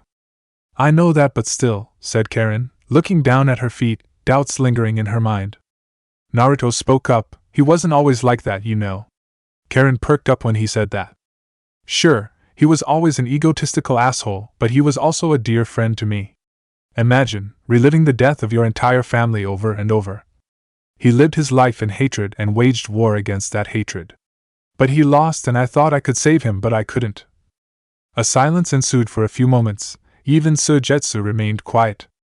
Karin spoke. He always tried to deny it, but I could see it in his eyes. You were his friend, always, even in the darkness. Naruto smiled. My brother. Karin smiled while Suigetsu had a boring look on his face. A comfortable silence reigned supreme afterwards, all of them just staring into space. Naruto looked down at the still unconscious Jugo. You know, I can help you with him. How? You can't exactly cure madness, said Suigetsu in disbelief. Naruto chuckled. It's not exactly a cure, just a fail-safe of sorts. I can make you a couple of seals that will forcefully suppress his cursed chakra. A similar one was made when I went berserk with Kyuubi's chakra. You can do that? Asked Karin, astonished. Naruto nodded. Of course. He formed a clone who knew what to be done. The clone moved away from them where he could work in silence and peace. He should be done in a few minutes. So, where have you guys been for the last 2 years? Karin told him of their mission to rid the world of Orochimaru's bases, and what they did with the prisoners. Naruto was listening closely to her tale, smiling at the parts where she mentioned her 2 teammates. Even though they are always hostile to one another, there is camaraderie between them. We just came from the former Oto where we destroyed Orochimaru's final base. Finished Karin. What happened to his research? Asked Naruto. Gone along with his bases. If those files got into the wrong hands, that could give rise to another Orochimaru, said Karin. At that moment the clone came back with 2 slips of paper with the word for sealing on it. The clone gave it to the original and then poofed out of existence. Naruto inspected the seals one final time before giving it to Karin. Karin raised an eyebrow. How does this paper work exactly? Simple, distract him, then slap this paper somewhere on his body, preferably on his head or torso, explained Naruto. Sneaky little bastard, aren't you? You made only 2 so that we will have to come to Konoha one day, grinned Suigetsu, catching him red-handed. Naruto scratched his head and chuckled. What gave you that idea? Suigetsu scoffed and turned away from the grinning blonde. Naruto stood up and turned towards the setting sun. It's getting late. I should be going. Karin spoke hastily. Do you have to? This earned her a surprised look in both Naruto and Suigetsu. They both ignored it for the moment. She blushed in embarrassment when she saw his look of surprise and realized how desperate that sounded. I mean, it's late, and you shouldn't travel at night. It's dangerous. Naruto smiled down at her. He nodded and sat down again. They spent the night, catching up and telling each other about their lives. Karin told him of her time under Orochimaru and Sasuke, while Naruto told her about her friends and family and about his girlfriend, Ino. Karin actually gave him a huge hug after hearing of their relationship and surprising everyone with her reaction. She too realized what she was doing and moved away from him and blushed from embarrassment. Naruto smiled wide at her. It seems there is still a chance for a bond to form between them. Perhaps there is one already. Morning came and Naruto was looking towards the trio. Suigetsu was bored while Jugo had a hint of acknowledgement in his eyes, probably because of how the blonde defeated him. Karin was smiling at her cousin. I guess this is it. Stay safe, guys, and don't be strangers, smiled Naruto. Suigetsu sent him a nod while Jugo surprisingly shook his hand. Karin refused to shake hands with him and instead hugged him once more, this time not feeling embarrassed. Naruto relished the hug from Karin. He hoped to meet her again one day. Before he left, he did one last thing. Here, take this. He handed Karin a scroll with a toad drawn on it. Karin took the scroll and inspected it. What is this? This is a summoning scroll from my familiar, Gamakichi. If you are ever in trouble, summon him and he will help you or contact me. He already knows about this arrangement, and has no problem with it, smiled Naruto. Karin beamed, this kinda like a link to her cousin. She held the scroll tightly to her chest and gave Naruto another love-filled hug. She whispered, thank you. I will visit as soon as I can. I promise. Naruto nodded and smiled and moved away from her. He turned around but turned his around. Could you please take a few steps back and would you please keep quiet about what you will see in a moment? Said Naruto, scratching his head and giving them his goofy grin. The trio raised their eyebrows but complied nonetheless. Naruto turned around and closed his eyes. Is it finally time? asked Kurama, excitement present in his voice. Naruto nodded internally and went to work, and so did Kurama. Naruto opened his eyes and they were slitted. The pure chakra of Kurama surrounded him, and a moment later expanded and grew to unfathomable heights. The trio were privileged to witness Naruto's transformation into the most powerful Bijuu. Their gazes were plastered onto the scene in front of them. A moment later, the pure yellow chakra formed into the image of the fox with Naruto standing on top of its head, his cloak of chakra billowing in the wind. He turned back and grinned, "See you later." With that, the enormous fox made of chakra jumped high into the air and away from their sight. Surgetsu, still in shock, turned towards Karin. "Are all Uzumaki crazy?" Karin grinned like her cousin normally would and responded with joy in her voice, "Yes." Chapter 16. How many did you count? Asked a grinning Naruto while walking through the forest. The reason why he's walking because he was already close to Konoha and he was in no hurry, and because quite frankly he was exhausted. Using the Kyuubi's chakra always leaves his body quite exhausted, especially if he uses it for a longer period of time. 601. A new record, I think. Gotta love their faces when they see me. Haha, laughed Kurama, pleased with himself. Naruto grinned even wider, also having the time of his life. A couple of minutes later, they were walking through the enormous gate of Konoha and checking in with the village guards. With a friendly wave to Izumo, Kotetsu, Naruto continued his trek towards the Hokage Tower. The people of the village noticed their hero walking down the street, and waved at him and gave him a cheerful smile, a smile which he returned with equal measure. Soon he was in front of the tower, and with one leap he was already in Tsunade's office, entering through her window much to her irritation. She didn't get to voice her opinion because the other occupant in the room tackled Naruto to the ground as soon as he entered. One guess who that was?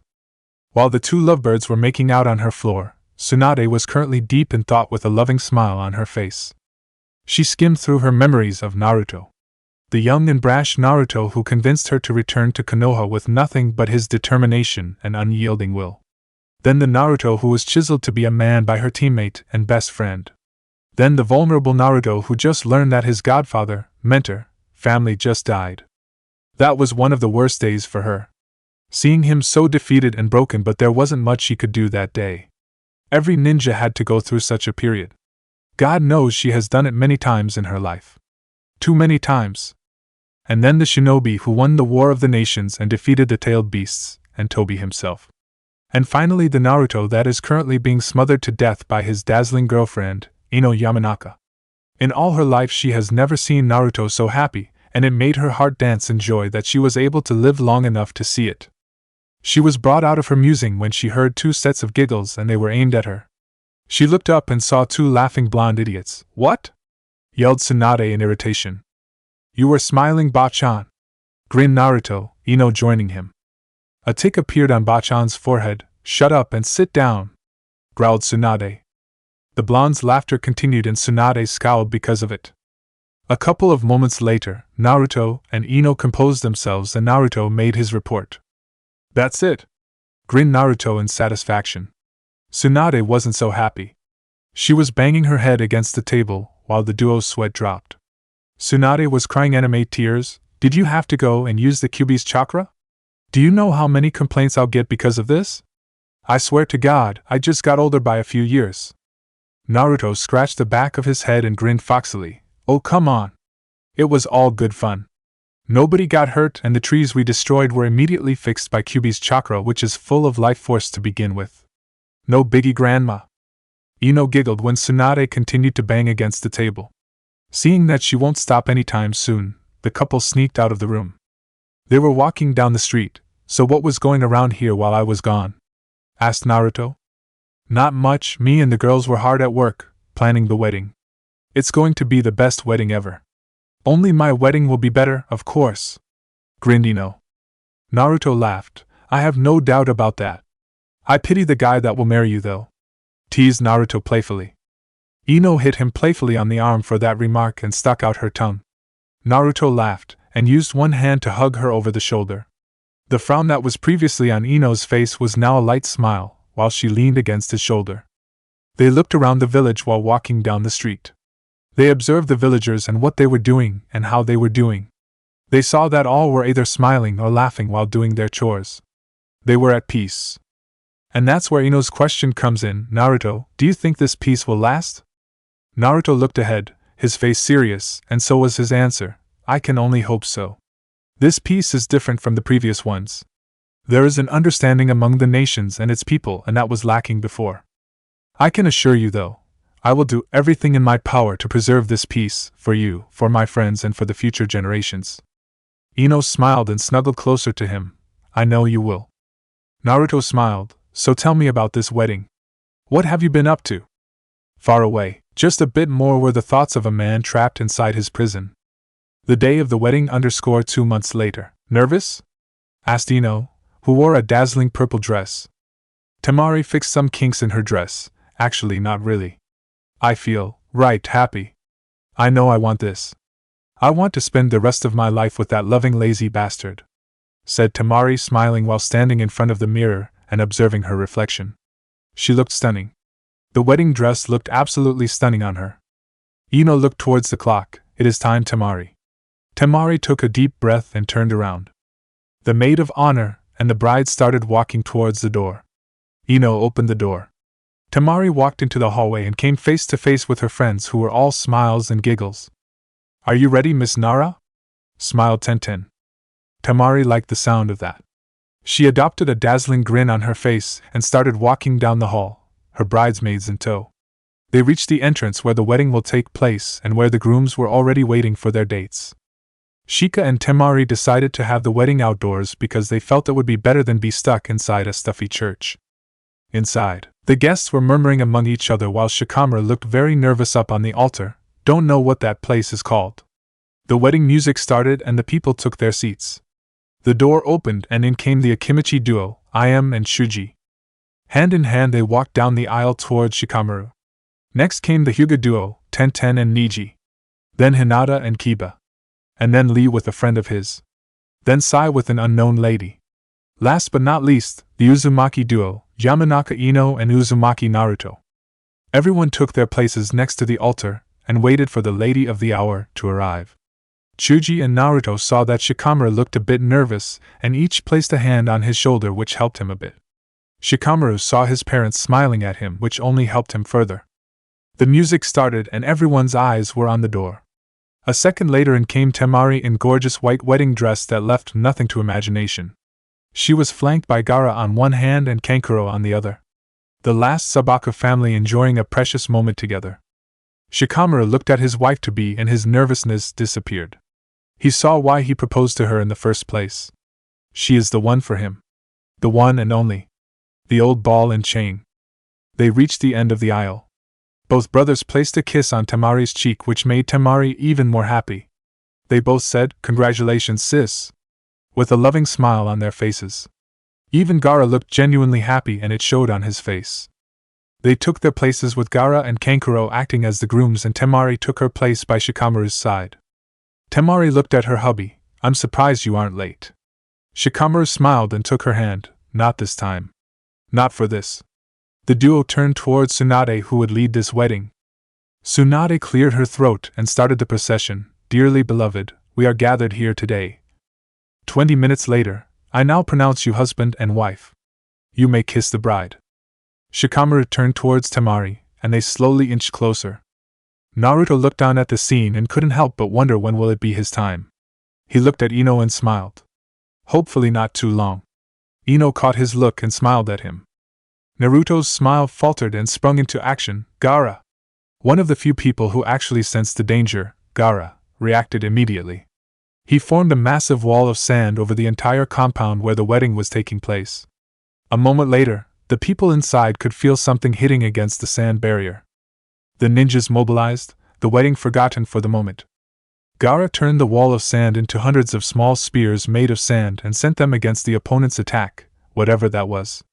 Naruto followed suit and jumped outside of the barrier, and immediately formed a massive cyclone of air and sent it hurtling towards his opponent. But as he saw what he actually hit, made his breath hitch in his throat. He couldn't believe his eyes. It shouldn't be possible. What he saw were trees, lots of them. The wall of sand gone, the ninjas sprung into action. Firstly, they secured the civilians and the higher-ranking officials of Konoha. Secondly, they sent a message to the village, asking for reinforcements even though that may be not needed. They have 2 Kages here and Naruto. What kind of an idiot would attack them while they were here? They will soon change their minds. The rookies, Shikaku, Chuza, Inoichi, Kakashi, Anko, Gai, Tsunade along with her ANBU proceeded to join Naruto and Gaara. Kurenai and Asuma Jr. were evacuated along with the rest of the civilians. They saw the trees and prayed to God that the attacker wasn't who they thought it was. Naruto was in front of the small army. He eyed his surroundings and waited for the man to show himself. A moment later Naruto sensed him in the forest up front. Wind blades were sent hurtling towards the direction of the intruder. The trees were cut down by the blades and Naruto saw a figure jump out of the way of the attack and into the clearing in front of him. The shinobis gasped at who they saw. There he was, the founder of the Uchiha clan, still very much alive. "Madara!" growled Kurama, anger boiling off him. Naruto's eyes narrowed and his eyes turned cold. "What do you want, Madara?" A loud chuckle could be heard from the man. "What, no hello, Madara? Or how come you are alive, Madara?" "I'm insulted." Naruto didn't react to his taunting and remained silent. Madara smirked. Fine, I'll get serious. I came here for you, Uzumaki Naruto." The shinobi's eyes widened at what they heard. They turned towards Naruto, who didn't look surprised at all. At least he wasn't showing it. "What do you want with Naruto, you sick bastard?" yelled Kiba protectively. Madara ignored the man who he thought was nothing more than an insect in his eyes. When Kiba saw that the man was ignoring, he started growling. He so wanted to kick that man's ass, but he knew he would die before he even reached him. Tsunade stepped forward. "Madara, what do you want with Naruto?" Madara actually looked at the princess. "When I escaped from that pitiful prison of sand, I saw that the world was at peace. All because of one man, Uzumaki Naruto. It's only fitting I killed the symbol of peace first, don't you think? When the Kyuubi Jinchuriki falls, so shall this world." "You'll have to get through us first," yelled Kiba, others nodding in agreement and falling in line with him. Madara smirked and turned towards Naruto. "Kyuubi no Jinchuriki, you know what will happen if they fight. They may be delusional thinking they can stand on equal footing with me, but I know you are not. You can all fight me together, and you all die, or we fight alone and the strongest man wins." Tsunade growled. "You are forgetting about me, Madara. I would rather die than let Naruto fight you alone." "I didn't forget about you, Senju. I promise you, you will die first. Last I remember, it took 5 Kages to restrain me, and that happened because of the pitiful summoner who was defeated and the Edo Tensei broke. There are only 2 Kages here and a bunch of kids. What hope do you have of defeating me?" Naruto knew he was right. His friends were strong, one of the strongest in the world. But even that strength was nothing compared to Madara's. He doubted even he himself comes close to his power. Madara and Hashirama were in a league of their own. He doubted even his father could defeat this man. He knew what needed to be done. Naruto stepped forward, shocking his friends. "Lead the way, Madara," said Naruto calmly. "What are you doing, Naruto?" yelled Kiba. Naruto turned around and faced his friends. "I'm sorry guys, but I can't let you fight him. This is my role in life. I was born for this very moment." Ino stepped forward and walked towards him. "Ino." She silenced him by placing her lips on his. She pulled away a few seconds later and rested her head on his chest. "Come back to me, please," said Ino weakly. Naruto hugged her closer. "I promise." Their friends watched on in silence and in resignation. As much as it pains them to say this, but there was nothing they could do right now but believe in Naruto to come out victorious. If there is anyone who can win, it is him. "Kyuubi!" yelled Madara, throwing a rod of sorts towards Naruto. Naruto spun around with Ino still in his embrace. He caught the metal rod and knew what needed to be done. He cupped Ino's chin and gave her one final kiss before he stabbed himself with the rod. A moment later Ino could no longer feel Naruto's lips on hers. Both Madara and Naruto disappeared from the clearing in a puff of smoke. Ino shed a few tears for her love a few months. Every fiber of her being was aching right now. If he died, she dies. Tsunade immediately sprung into action. "Send word to every nation in the world. I don't care how small the nation is. Tell them, peace is threatened." The ANBU complied. Tsunade turned towards Shikaku. "Mobilize the ninjas. I want them ready in an hour. It is time to end this once and for all." Shikaku nodded and disappeared. "So this is it, huh?" The fight of our generation, said Shikamaru. No. This is the fight that will decide the fate of this world, said Kakashi. Ino looked towards the horizon. He will win. I know he will. The group looked on and prayed she was right. Valley of the End. The two fighters materialized in the valley. Madara dispelled the clone that brought them here through the Rinnegan technique. Naruto stood on Hashirama's statue and Madara stood on his own. The valley had seen better days. The statues were chipped in numerous places. Craters filled the valley and the river seemed to have widened. All the result of Naruto and Sasuke's fight. I heard you fought one of my descendants here. Just like me and Hashirama long ago, said Madara. Did you come here to talk or fight? I do not wish to discuss history with you. You threatened my friends, my family. You threatened the peace that we fought so hard to achieve. I'll do anything in my power and beyond to stop your terror from spreading through the world. Madara Uchiha, you will die today, once and for all, said Naruto with the hope of the entire world resting on his shoulders and in his fists. Madara smirked. You are 100 years too young to threaten me, Kyuubi. Allow me to rectify that, said Naruto, springing into action. Madara followed. The fight of the world has begun. What? How did this happen? We took every precaution regarding that man. How the hell did he escape? Yelled an enraged Raikage. Darui remained calm despite the situation. We don't know.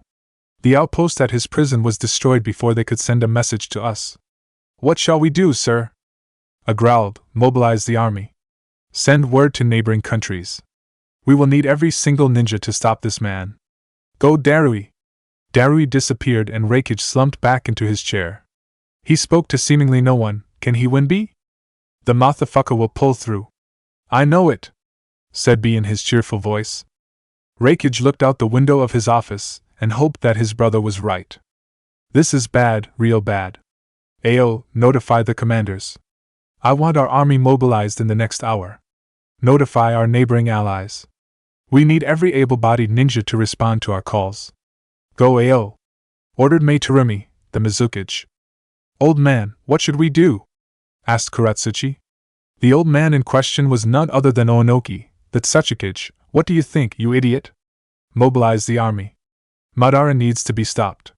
Go! Sir, we received a message from Konoha. Uchiha Madara escaped from his prison and is now fighting Uzumaki Naruto. They request aid, said a messenger to one of the elders while Baki and the Sand siblings are away. The elder's eyes widened. Tell the commanders to mobilize the army. Tell Konoha we will respond with utmost haste. Go! The Valley of the End. The fight started moments ago. The two legendary fighters were currently rushing towards each other at an amazing speed. Their fists met and a shockwave shook the valley. A flurry of kicks and punches were exchanged between the two. So far, they seemed to be even, but this was just the warm-up, for them at least. Others would be hard-pressed to dish out such punches at their full power. They jumped back, away from each other. Impressive. Such power in someone so young, said Madara. It seems old age didn't hinder your strength at all, old-timer. Smirked Naruto. Madara smirked, his Rinnegan eyes shining. I'm actually looking forward to this. It's like fighting Hashirama all over again, except this time the outcome will be different. We will see, said Naruto. He channeled chakra into his feet and shot forward. Madara did the same. Halfway there, Naruto created a clone. The clone started a string of hand seals. Futon, Kami Oroshir, yelled the clone. A vortex of wind was sent hurtling towards Madara. Madara didn't seem fazed by the attack. He jumped sideways and let the attack pass him.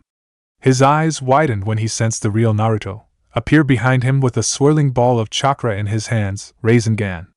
The ball of chakra made contact with Madara, but it didn't do any damage. The ball of chakra was absorbed into Madara. Madara lashed out with a kick to Naruto's ribs, but Naruto blocked it with his elbows. The two disconnected and jumped away, with Naruto landing on the river and Madara on the bank. No words were spoken after that clash, but Madara had a newfound respect for the young Jinchuriki in front of him. Madara went through a string of hand seals himself. Katan, Gokameshitsu. Naruto cursed. He was too close to form a defensive technique. He did the only thing he could right now. He dropped the flow of chakra into his feet and submerged into the water, allowing the technique to harmlessly pass over him and hit the cliff behind him. Madara waited for him to resurface, and he didn't have to wait long. Several clones of Naruto shot out of the water like rockets, each preparing a technique of their own. Two of the clones shouted, "Futon, de Tappa." The other two formed the hand seals for the Katon, Kukaku no Jutsu. This happened in a span of a second. The massive vortex of fire and wind rocketed towards Madara, who, although impressed by the good use of the clones, had no trouble escaping the jutsu. He jumped over it and immediately unleashed his own devastating technique, Katon, Goka Mekyaku. The massive wall of fire burned through the clones and incinerated everything in its path, including the water of the lake where Naruto was. A large explosion occurred, but when the dust settled, Naruto wasn't anywhere to be seen. Madara landed on the bank of the now refilled river and tried to sense the young blonde. A moment later he turned around with amazing speed and blocked Naruto's kunai with his own.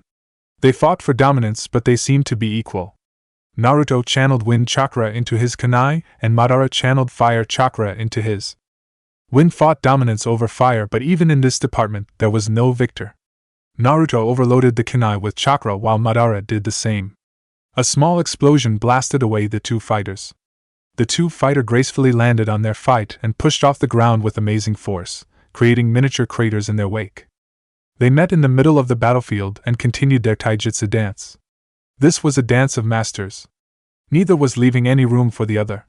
No weaknesses, no flaws, just two masters dishing it out. Madara lashed out with a punch to Naruto's face, with Naruto mirroring the movement. They caught each other's attack and grinned at each other. Despite the situation, they felt amazing. Fighting is in their blood. Naruto noticed that Madara shifted his eyes into his eternal Manjikyu Sharingan form. He cursed. He felt Madara's chakra invading his body through the eye Genjutsu. Madara remained stoic. He said internally, "Tsukuyami." Naruto blinked and saw that the world changed. The sky was red and he could see the Sharingan eye blazing in the sky. He saw Madara in front of him, staring at him with those cursed eyes. He looked behind Madara and smirked. Madara noticed the smirk and his eyes widened a moment later. It was too late, however. A large claw slammed against his illusionary body with all the hate he felt for the man. "You dare enter my realm, Madara?" growled Kurama. Naruto grinned at his partner. A moment later he was out of the Genjutsu, courtesy of Kurama's overwhelming chakra. This encounter lasted only a few milliseconds. Outside he saw Madara's hand approaching his face. Using his amazing reflex and speed, Naruto leaned his head sideways while also lashing out with a kick of his own towards Madara's ribcage. Madara had no trouble evading that by jumping over his kick. He was already in motion, trying to roundhouse kick Naruto into oblivion. Naruto saw the kick aimed for his face, and raised his arm to block it. Pumping chakra into his hand, he prepped himself for the powerful kick. A moment later the kick connected and Naruto was sent skidding backwards a few meters. He's got to give it to the man, that really hurt. Naruto regained his footing and eyed his opponent, who had his Sharingan active. "Kyuubi says hi," smirked Naruto. Madara didn't show any discomfort. "Never thought I would see the day Kyuubi willingly fighting alongside a human. You are amusing, young one." "Oh, I'm a young one now. I thought I was still the Kyuubi no Jinchuriki. I guess our relationship just got deeper, huh?" grinned Naruto. Madara smirked, a worthy opponent indeed. Hashirama would have been proud of his descendants. "Why, thank you?" smiled Naruto tauntingly, but turned serious afterwards. He had a feeling Madara will take it up a notch. And he was right. Madara disappeared in a burst of speed and appeared in front of Naruto, but Naruto was ready for him. Metal met metal as they clashed with their kunais. Sparks flew across the battlefield as the two fighters raced across the battlefield. They were blurs to any spectators. Some ninjas could train their whole lives and they still wouldn't come close to their level. Naruto was speeding across the lake, holding his kunai in a reverse grip. A second later he threw the kunai and started on some hand seals, kunai kage bunshin no jutsu. The lone kunai turned into 50 and they sped towards Madara. Madara used his kunai to block them all, and then immediately rolled to the left when a blade made of wind passed by. And then another and another. Madara dodged them all with precision and retaliated by sending some small fireballs himself. Naruto had no difficulty dodging them, but Madara expected that. They only served as a distraction while Madara performed a bigger technique, Katon, Ryuin Hoka no Jutsu. Huge dragon head-shaped fireballs flew towards Naruto, who was already in motion, preparing his own technique, Suiton, Suijin Hiki. Adding more chakra into the technique, just to be sure, Naruto protected himself with a massive wall made of water. Madara's attack hit Naruto's wall, and the fire was extinguished before it could do any real damage. Meanwhile, Naruto was already finishing with the last hand seals, Suiton Suryuden no Jutsu. The previously wall of water turned into a dragon which sped towards its prey. Madara didn't move, he just extended his hand, and as soon as the attack hit him, he started absorbing the chakra from the technique. His Sharingan changed into the Rinnegan for the time being. Almost done absorbing, his eyes widened when Naruto surfaced from inside the water dragon. Not expecting such an unorthodox maneuver, Naruto finally managed to land a solid strike on his opponent. His chakra-imbued fist made contact with Madara's face and sent him flying into the forest. Madara managed to regain his feet before he could crash into the trees. He landed on the edge of the lake and gazed towards his opponent. What an unpredictable opponent, thought Madara. Impressive, I've never faced such an unorthodox opponent, said Madara calmly. Naruto rubbed his nose. Why, thank you. You ain't so bad yourself. But you are going to have to do much better than that to bring me down. This body is immortal, I feel no pain, my chakra is limitless, but you are only a mortal and your chakra will eventually run out. Naruto chuckled. You don't have to worry about me dying. I'm planning on living for quite some time. As for my chakra, you will find out that my chakra supply is quite big, probably much bigger than yours. You can thank Kyuubi for that. You speak very fondly of Kyuubi. I would have thought that a Jinchuriki such as yourself would hate the thing that made his life miserable, said Madara, genuinely interested in the young man in front of him. That is the difference between you and me. While you see Kyuubi as a tool and a mindless beast, I see Kyuubi as a friend and a partner. My life may have been miserable at the beginning, but I do not blame Kyuubi for it, answered Naruto. Friend? What a foolish notion of a foolish man. You spout the same nonsense Hashirama once did. It sickens me to see such a resemblance of that man in you. He was my rival and the man I absolutely loathed. He was also the only man to have gained my respect, retorted Madara, his voice venomous. Sounds like a great man. I would have loved to meet him, said Naruto with a smile on his face, seemingly ignoring Madara's declaration of hatred towards Senju Hashirama. Laugh, child, but you will soon find out the error of your and Hashirama's ways. Power is the machine that drives this world, this universe. And I am the embodiment of power, said Madara, full of confidence in his belief and in his power, rightly so. Whatever rocks your world, old man, said Naruto, smiling all the way. Allow me to show you, said Madara, changing back into his eternal Manjikyu Sharingan. Naruto jumped back, to gain more distance for whatever the man was planning. Naruto waited on the shore of the lake for Madara to make his move. Madara closed his left eye and focused his chakra into his right one, Amaterasu. Naruto cursed and sprung into motion. He started running across the bank of the lake, the black flames of Amaterasu trailing behind him, desperately trying to catch him. He turned left and started running across the lake once more. He looked backwards and saw that the flames were starting to gain on him. He used one of his faithful maneuvers and submerged underwater. The flames changed direction and followed him as Naruto expected, but they were no longer following him since Madara has no clear visual on him, which Naruto used to his advantage. Creating a clone to distract Naruto, Naruto waited for Madara to take the bait. The clone of Naruto resurfaced and Madara was immediately on him. The flames of Amaterasu surrounded him and a moment later started burning him alive. The clone screamed for a second, then disappeared in a puff of smoke. Madara's eyes went to the original, who was standing on the other side of the lake. Naruto was crouched over a gigantic sealing scroll which he procured from a storage seal on his arm. Naruto smirked and then said, Fuka Hoin. Wisps of chakra emerged from the gigantic 20 feet long scroll and surrounded the black flames of Amaterasu. A moment later the flames were dragged back into the scroll and sealed away. Naruto rolled up the scroll and sealed it back inside his storage seal. As you said, I fought your descendant. I know every Sharingan trick you have, its advantages and its weaknesses, said Naruto, doing a little victory dance inside his head. Madara reopened his left eye. That little Uchiha fledgling was not a true Uchiha. By the time this battle is over you will learn the true power of the Uchiha clan. Bring it, said Naruto, dropping into his taijutsu stance. Ninjas of Konoha, one of our own is in danger. Right now, Uzumaki Naruto is fighting for our freedom, for our happiness, for our peace. I won't lie to you. Many of you probably won't come back, so this is your last chance to change your minds. Who will come with me to fight alongside Uzumaki Naruto? Yelled Tsunade to the assembled army of Konoha. The ninjas all let out a loud yell as a signal that they are hers to command till their last breath. Tsunade turned towards Kakashi. Did your dogs find anything? Yes, Tsunade-sama. They picked up Naruto's scent near the Valley of the End, answered Kakashi. That cheeky bastard. Of course he would have his battle there. That's where he fought my grandpa. Kakashi, sent word to the nations. Tell them to meet up with us in the valley, said Tsunade. She turned back towards the army. Move out. To the Valley of the End. Chapter 17. Something amazing was happening in Fire Country.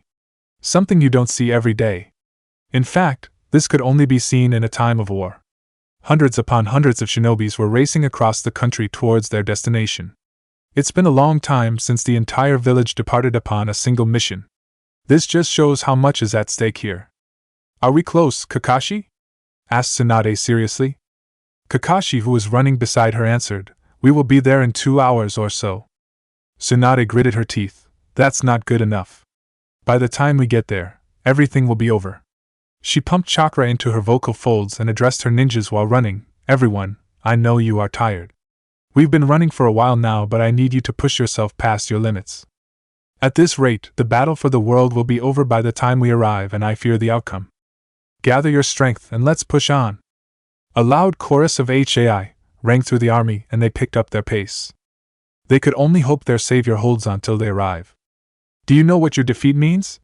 Said Uchiha Madara, facing his opponent on the other side of the lake. Naruto frowned. I know perfectly well what would happen if I fail. That is why I absolutely cannot and will not fail. The fate of the world is resting on my shoulders, and I don't intend to lay down and give up. Admirable. Spoken like a true hero. I look forward to crushing your soul, said Madara calmly. Naruto dropped into his taijutsu stance and waited for the Uchiha legend to make his move. He didn't have to wait long. Madara dashed forward, across the lake, water parting because of his insane speed. Naruto noticed that his speed increased by a lot. He was having a few difficulties keeping up with his movement. He didn't have time to ponder any more because Madara was already on him, with a fist ready to smash his skull. Naruto ducked under the blow and tried to uppercut Madara into oblivion, but he caught his punch with ease. Using his arm as a springboard, Madara jumped over Naruto and lashed out with a kick to Naruto's spine.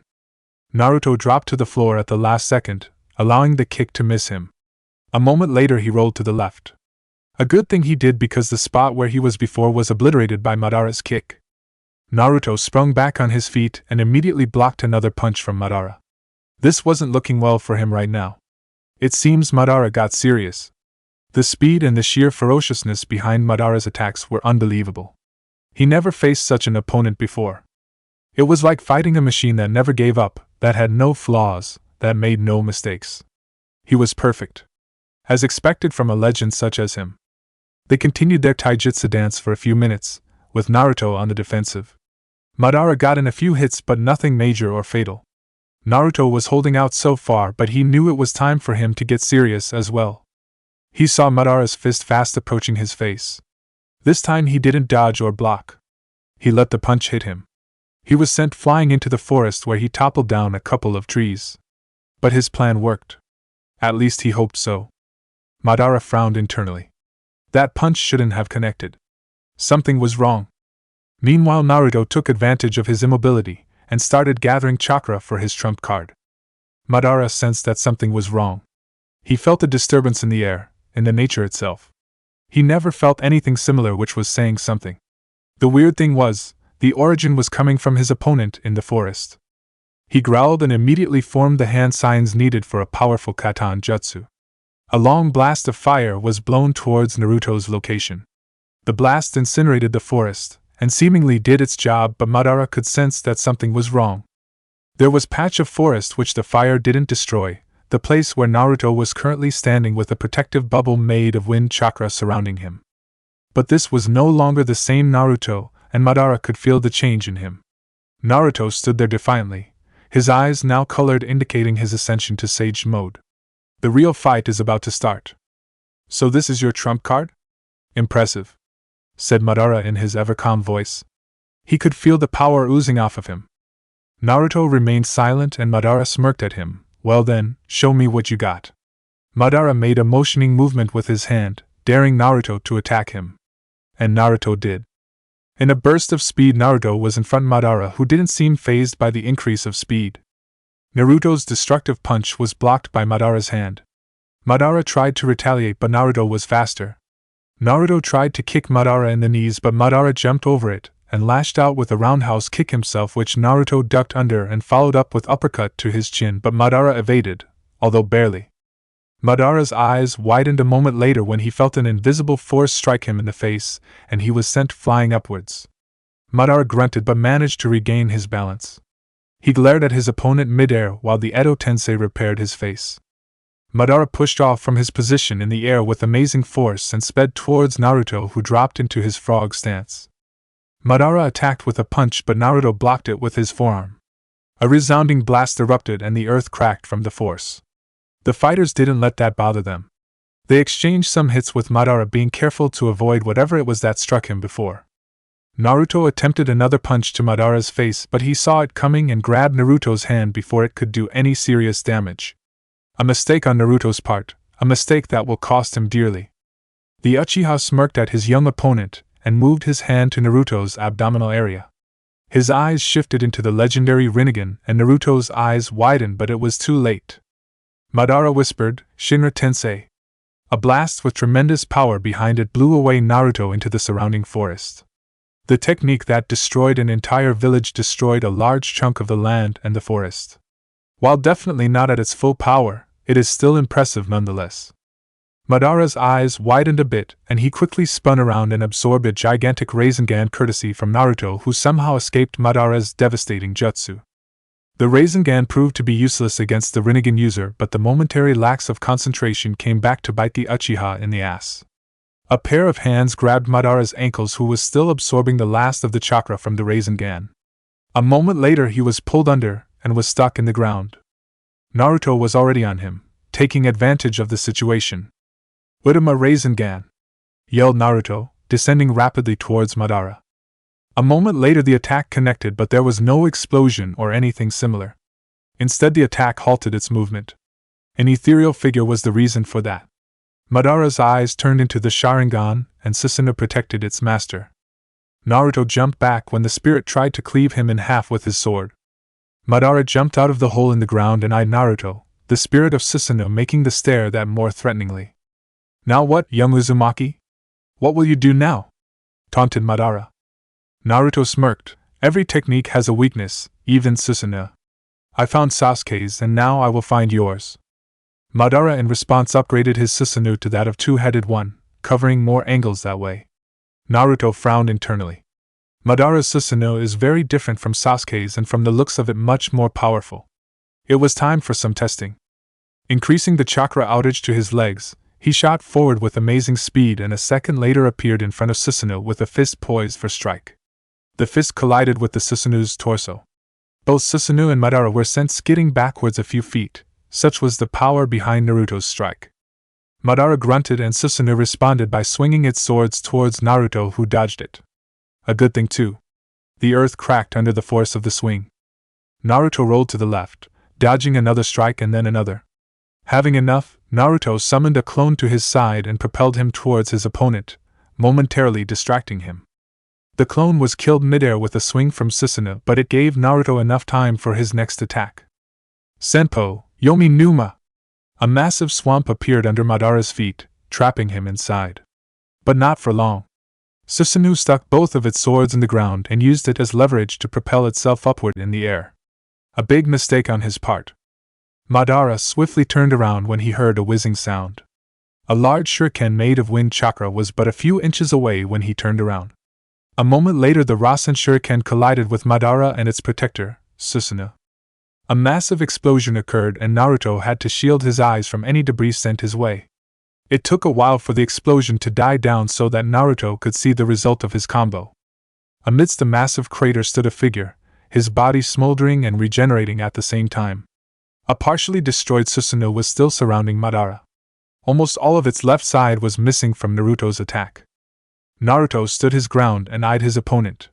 Madara recovered in no time at all, thanks to the Edo Tensei. Impressive. To think that there exists a technique that can damage my Susanoo to such a degree with a single hit. This jutsu of yours was a lot stronger than the last time we faced each other in the war. Your chakra felt more potent, denser. You've been training a lot, haven't you? Smirked Madara, brushing off the technique like it was nothing. Naruto returned the smirk. This was just the tip of the iceberg, old man. Well then, allow me to show you a technique of my own. His hands went through hand signs at speeds not even Naruto could follow.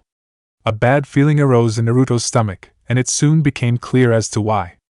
A gigantic shadow descended upon the battlefield and Naruto looked up in astonishment and fear at seeing this technique again.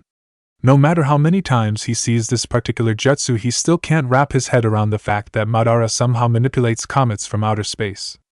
The massive ball of rock traveled at amazing speed towards the earth. Naruto cursed in his mind. This will take a lot of chakra out of him to do, probably most of his senjutsu chakra, but he has no choice.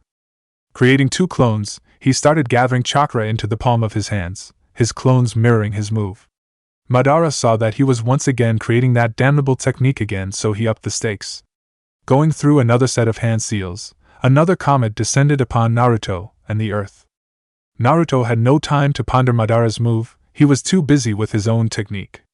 A moment later a Rasen Shuriken was formed in his hands, but Naruto had a feeling that it won't be enough. With a silent command, the clones and he himself started upping the chakra outage to the technique. The original took care of the core of the jutsu while the clones took care of the wind chakra and the balance of the technique. The shuriken started growing in size. With each passing moment the technique grew larger and larger until it was easily 3 times the size of the original. Naruto gritted his teeth from exertion and then raised his technique over his head. Sweat poured down his face. Just a normal Rasen Shuriken needed a huge amount of control and concentration. Multiply that by 3 times and you get a technique 1 in a billion can pull off. With no time to spare, Naruto threw the oversized Rasen Shuriken towards the 2 comets, hoping it will be enough. Moments earlier, Konoha ninjas were jumping over treetops at top speed with its leader in front of the group. Tsunade was gritting her teeth in nervousness. They were close, she could feel it. She could feel their chakra. She could feel that evil chakra crawling on her skin. She faced him once, and she knew what the man was capable of, and that worried her. Naruto was out there fighting Madara alone when 5 Kages together couldn't beat him. She was woken up from her pondering by a massive shadow over their heads. She stopped in her tracks, her army doing the same thing. All eyes were glued to the sky. Knees started to shake, sweat formed on ninjas' heads because of what they saw. Tsunade's eyes widened at the sight of the technique. She was absent when the comet struck the first time in the war, but she saw the devastation it brought upon the earth. Her heart raced for her adoptive grandson. She hoped he would somehow defy the odds once more and came out victorious. Ino's lips trembled at the sight of the meteor from outer space. Her eyes became teary, in fear of losing the man she loved. Her heart broke when she saw the second meteor descend from space. Her mind was telling her it was hopeless, but her heart was telling her he will survive. He promised he would come back to her. And he never breaks his promises. A flash of light interrupted her thoughts. She spotted a massive ball of light speeding towards the 2 meteors and her heart leaped in joy. Naruto isn't giving up and she won't as well. She is his girlfriend after all. The 2 techniques collided and the ninjas were momentarily blinded by the massive explosion. When they reopened their eyes they saw nothing. Just crumbling rocks descending towards the ground. The ninjas cheered for their savior, Naruto. Tsunade regained her senses and ordered the ninjas to press on. They were nearing the valley. She could see up ahead the trails of destruction the 2 combatants left behind them. Naruto sweated and panted. His senjutsu chakra was gone. That last jutsu really took a toll on him, but he still had a lot to give. He could feel his stamina and chakra recovering. Soon, he will be ready for another round. Madara stared blankly at his opponent with a mixture of anger and respect. The ethereal figure of Susanoo slowly disappeared and his eyes morphed into the Rinnegan. "Why am I not surprised that you stopped my technique?" stated Madara calmly with a tinge of amusement in his voice. Naruto managed to let out a chuckle through his panting. his body still not recovered from the strain of the previous technique, beats the hell out of me. Previous amusement gone, Madara turned serious. Let's see for how long your luck holds out. He extended both of his arms in front of him, and Naruto's eyes widened. Shinra Tensei. Pumping a huge amount of chakra into the crazy jutsu, the shockwave proceeded to destroy the valley and flatten the forests and the ground. Naruto pumped as much chakra as he could into his feet, hoping to hold on. Substitution was out of the question at the moment. The range of the technique was beyond the capabilities of the Kawarini. The shockwave reached him, and despite his brave efforts, he was blown away with minimal to no resistance. He was sent flying alongside the huge chunks of earth and the trees. His screams were muffled by the sound of destruction all around him. Madara observed his handiwork. There was no longer a valley in front of his eyes, only barren wasteland. The water that was previously contained and flowed in an orderly fashion now ran everywhere, in every hole it could find. This was the true power of the technique that once destroyed Konoha. He switched his gaze when he heard a couple of rocks being moved. A second later the pile of rocks were blown away by a blast of chakra. Madara saw his opponent, who once more survived his onslaught, and he applauded him internally. Naruto stood there, staring defiantly at Madara. There was a large and deep gash on his forehead, and blood flowed down his face. His clothes were torn, some wounds on his body, but otherwise he was fine. A second later his wounds started to heal at an amazing rate. Even the gash on his forehead was nothing but a mere scratch a second later. Perks to being a Jinchuriki of the Kyuubi and an Uzumaki. He steadied his breathing and calmed his nerves and body. He reached out the nature around him and pulled in the chakra that was so warm and powerful. A couple of seconds later he was back in his sage mode. Madara made no move to stop his transformation, either because he wanted him to transform or because he knew he was too far away to stop him. Either way, it didn't matter now. Both fighters gazed at each other, both determined to win this battle but for different reasons. One fought for terror and destruction, other for peace and love. Whose will is the strongest? You truly are his descendant. Surviving my meteor technique and a fully powered Shinra Tensei, only Hashirama possessed that kind of strength, stated Madara. Enough chit-chat. Attack me with everything you've got. Let us see who is the strongest, challenged Naruto, going into his frog stance. As you wish, said Madara calmly, already going through numerous hand seals. He clapped his hands together, and trees erupted from the earth, all heading towards Naruto, aiming to impale him.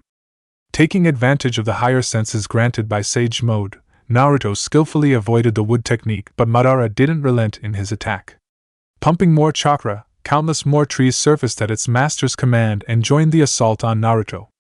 Despite being in Sage Mode, even Naruto knew the sheer number of trees and wood was too much for him, so he decided to thin the numbers out and go on the offensive.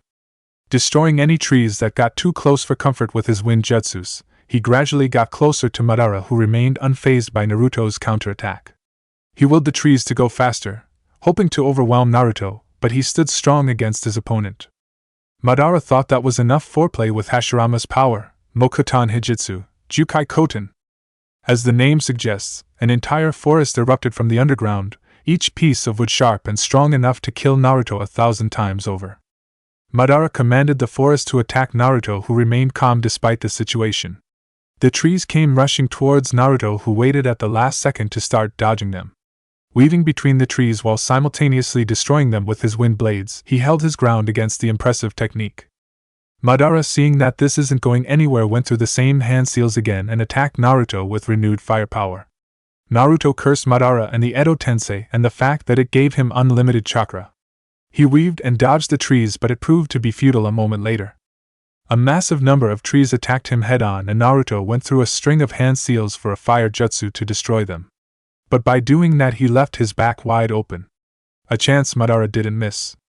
Naruto's eyes widened when he felt the tree impale him through his torso. He looked towards Madara and saw him smirking at him. The tree rose to Madara's level so that they were eye level. Naruto was trying to break free, but his strength was fading. Do you see now the hopelessness of your situation? You can never beat me, stated Madara cockily. His eyes widened when Naruto smirked at him and disappeared in a poof of smoke. A hand pierced Madara's chest and a voice spoke, No, but do you? It was Naruto's turn to be surprised because the Madara he impaled turned into a wood clone and now their situations were reversed. Naruto coughed up blood. He looked down and saw Madara's fist through his chest. He heard him speak, "My eyes see everything. You can't hide from me." Wrong again. The clone in Madara's hand disappeared in another poof of smoke while the real Naruto was behind Madara with a Rasengan in his hand. The Rasengan touched Madara's back and started drilling into it. Madara regained his composure and started absorbing the chakra, but the damage was already done. Naruto's eyes widened when Madara used another jutsu provided by the Rinnegan. Mechanic contractions appeared out of Madara's shoulders in the shape of a rocket launcher. Naruto was blown back by the following blast, his skin smoldering. He looked up and growled at Madara while Madara stood there unaffected. "It seems I got careless. I can promise you, it won't happen again," stated Madara darkly.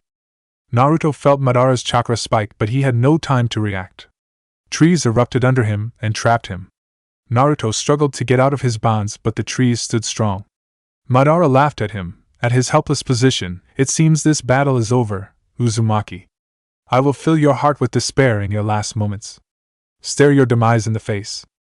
Susanoo once again appeared around Madara and they performed hand seals in conjunction, allowing one of Madara's greatest jutsus to once again show its face. Naruto's eyes widened in fear and shock. A gigantic meteorite was once again descending upon him, and he can't even move a muscle. He heard Madara speak, "I loathe using the same technique over and over again, but I think this jutsu is fitting to kill you and what you represent. I will obliterate every last piece of you and the earth you are standing on. Nothing will remain for people to remember you by, not even a memory." Naruto growled and struggled to break free of the damnable wood restraints while the meteorite was plunging towards him, aiming to end him and the world. "No, it can't end like this," thought Naruto, looking at the object of his demise. "I can't lose here, not now, I promise," thought Naruto. Yellow chakra started sprouting out of him, and the bonds that held him in place started to crack. Madara's eyes narrowed and he formed another hand sign and more trees erupted from the earth and held on to Naruto, who struggled with all his might to break free. The meteorite was coming nearer and nearer while Naruto was trying to break free. More chakra oozed off of him, trying to overwhelm his opponent's technique, but Madara's dark laughter reached his ears. "It's too late, Uzumaki. Look, it's here." Naruto looked up and his eyes widened. He was too late. The meteorite was only seconds away from hitting the earth. He closed his eyes and tears flowed down his eyes. The only thought that ran through his head was disappointment. He let everyone down. He promised he would win, but he failed once more. "Disappear," he heard Madara speak. Bang! Both fighters' eyes turned upwards where the sound was heard. Naruto's eyes lit up with joy when he saw what happened while Madara was annoyed. A massive amount of sand was currently trying to stop the massive ball of rock. "Gaara!" yelled Naruto in joy. His friend was here. That means... He saw two figures approaching the meteorite from the left and the right. His ear leaped with joy when he saw who it was. "Eat this," said both Tsunade and A, who was clad in his lightning armor. They punched the meteorite from both sides with all their might. The meteorite started cracking, but it still wasn't enough. Another figure, this time Sasuke, came dropping from above and hit the meteorite with a rock-covered fist. Again, the meteorite cracked significantly, but its destructive power was still intact. That is until a large dragon made of lava came rocketing towards the meteorite from below, the sand moving away so that it could hit the meteorite without any interruptions. The dragon plowed through the meteorite and destroyed every single pebble in it. Danger averted for now. Naruto looked around him and saw that they were surrounded by ninjas from every country. He rejoiced when he saw his fellow comrades and friends from Konoha. "Pitiful, more insects for slaughter," said Madara, not concerned about the new arrivals. Naruto turned his attention back towards Madara. He used Kurama's chakra to break free from his wooden bonds once and for all. "The fight is not yet over, Madara." "Indeed it isn't," said Madara, going through numerous hand signs at blinding speed. Finishing at the ram seal, he slammed his hand on the ground and sealing characters spread to every direction. After a few seconds of traveling, the characters glowed blue and a sphere of sorts appeared. The sphere expanded until it reached the ninjas, and still it continued to grow, forcing the ninjas to back away. For all they knew, this sphere could kill them in an instant. This was Madara after all. Naruto knew what Madara just did. The barrier will keep everyone out of their fight. He felt relieved. Now he won't have to worry about protecting everyone while fighting Madara. That's much better. Now we won't have to worry about any interruptions, said Madara. Kakashi, what is this? Asked Tsunade while reaching out to touch it. She quickly retracted her hand when it was almost electrocuted by 1,000,000 volts. She turned towards Kakashi for an explanation. I'm not an expert at this, but this is probably one of the best barriers around. I'm pretty sure only an Uzumaki could break it, and the only one we know is inside of it. Tsunade gritted her teeth, relayed the information to every other Kage. Gaara, there is a message from Hokage-sama, said Temari to her brother who was watching Naruto's fight with Madara, and she could see worry etched on his face. She continued, it seems Madara sprouted a barrier that seems impossible to break. What should we do? Gaara's face remained the ever-stoic one. He looked on towards the battlefield and slowly raised his hand. He concentrated his chakra to the ground inside the barrier. If they can't disable the barrier, then they will just have to get around it. If only it were that simple. Gaara's eyes widened. He couldn't make a link with the sand in the ground. His chakra is unresponsive once it enters the barrier. He clenched his fist and lowered it. It seems Madara covered all of his bases. Damn it! Yelled A. He turned towards his brother. B. Blow this barrier to Kingdom Come. Okay, motherfucker, responded B, already contacting his tenant and making a mental link. A second later they started building up their chakra for their transformation. The army cleared the way for their strongest weapon and possibly the only man who could destroy this barrier. Moments later, a huge ox appeared in its full glory. The Hachibi opened his mouth and started concentrating obscene amounts of chakra. Bijudama. I stole this technique from your ancestors, the Uzumakis. Their skill in Genjutsu was extraordinary, unmatched in the ninja world, explained Madara. Further explanation was postponed because the ground started shaking and a huge explosion erupted from outside the barrier. Naruto looked around frantically, wondering what's going on. He spotted B in his Bijou mode. As you can see, not even a Bijou can penetrate its defenses. The barrier feeds on my chakra and its power depends on each individual user's chakra. My chakra was always one of the strongest, so this makes one of the strongest barriers around. You don't have to explain to me the technique. I came across it in my studies on Genjutsu. I know what it does. And I also know how to disable it, said Naruto seriously. I expected as much, but you need time to disable it. Time which you don't have, responded Madara. I wasn't planning on disabling it. I would much rather finish this fight by myself to avoid unnecessary casualties. You've proven to be quite a challenge. You had an answer for each of my techniques. You should be proud of yourself. Not many people have lasted long enough to witness my ultimate technique, said Madara. Naruto remained on guard. He could feel the buildup of chakra inside Madara and he didn't like it one bit. Susanoo once again appeared around Madara's figure, but this time it continued to grow. Madara's Susanoo's final form is an enormous construct with its mouth obscured and a body similar to its full body form. The outer armor, which only remotely resembles the usual Tengu with armor, and the trademark pillbox hat-like adornment on the forehead is split down the middle from the beak downwards where the normal Susanoo underneath is revealed. Along this armor, which seems much more fluid than the other known Susanoos, are holes at the end. In its stabilized form, the Susanoo dons an outer armor and a samurai outfit. It also has 4 arms, 2 plated ones which hold a pair of katana in sheaths, the other pair of which wields them. Naruto stood there wide-eyed the whole time. He heard about this form of Susanoo from Grandma, but hearing about it and seeing it in person are 2 different things. He can honestly say, he's fucked. Madara spoke to him, witness my full power, Uzumaki Naruto. Impossible. What is that thing? Said Kiba, voicing everyone's thoughts. Tsunade shed some light. That is Madara's Susanoo final form. It can destroy a mountain with a single swing of its sword, and apparently it can go toe-to-toe with a Bijou. She clenched her fist. She knew damn well how powerful that thing was. After all, she faced it once. Ino looked on worried for her boyfriend but remembered that Naruto still has a few tricks up his sleeve. She smiled reassuringly. This fight is far from over. Tsunade turned around to face her army. Everyone fall back. We will try and destroy the barrier with long-range attacks.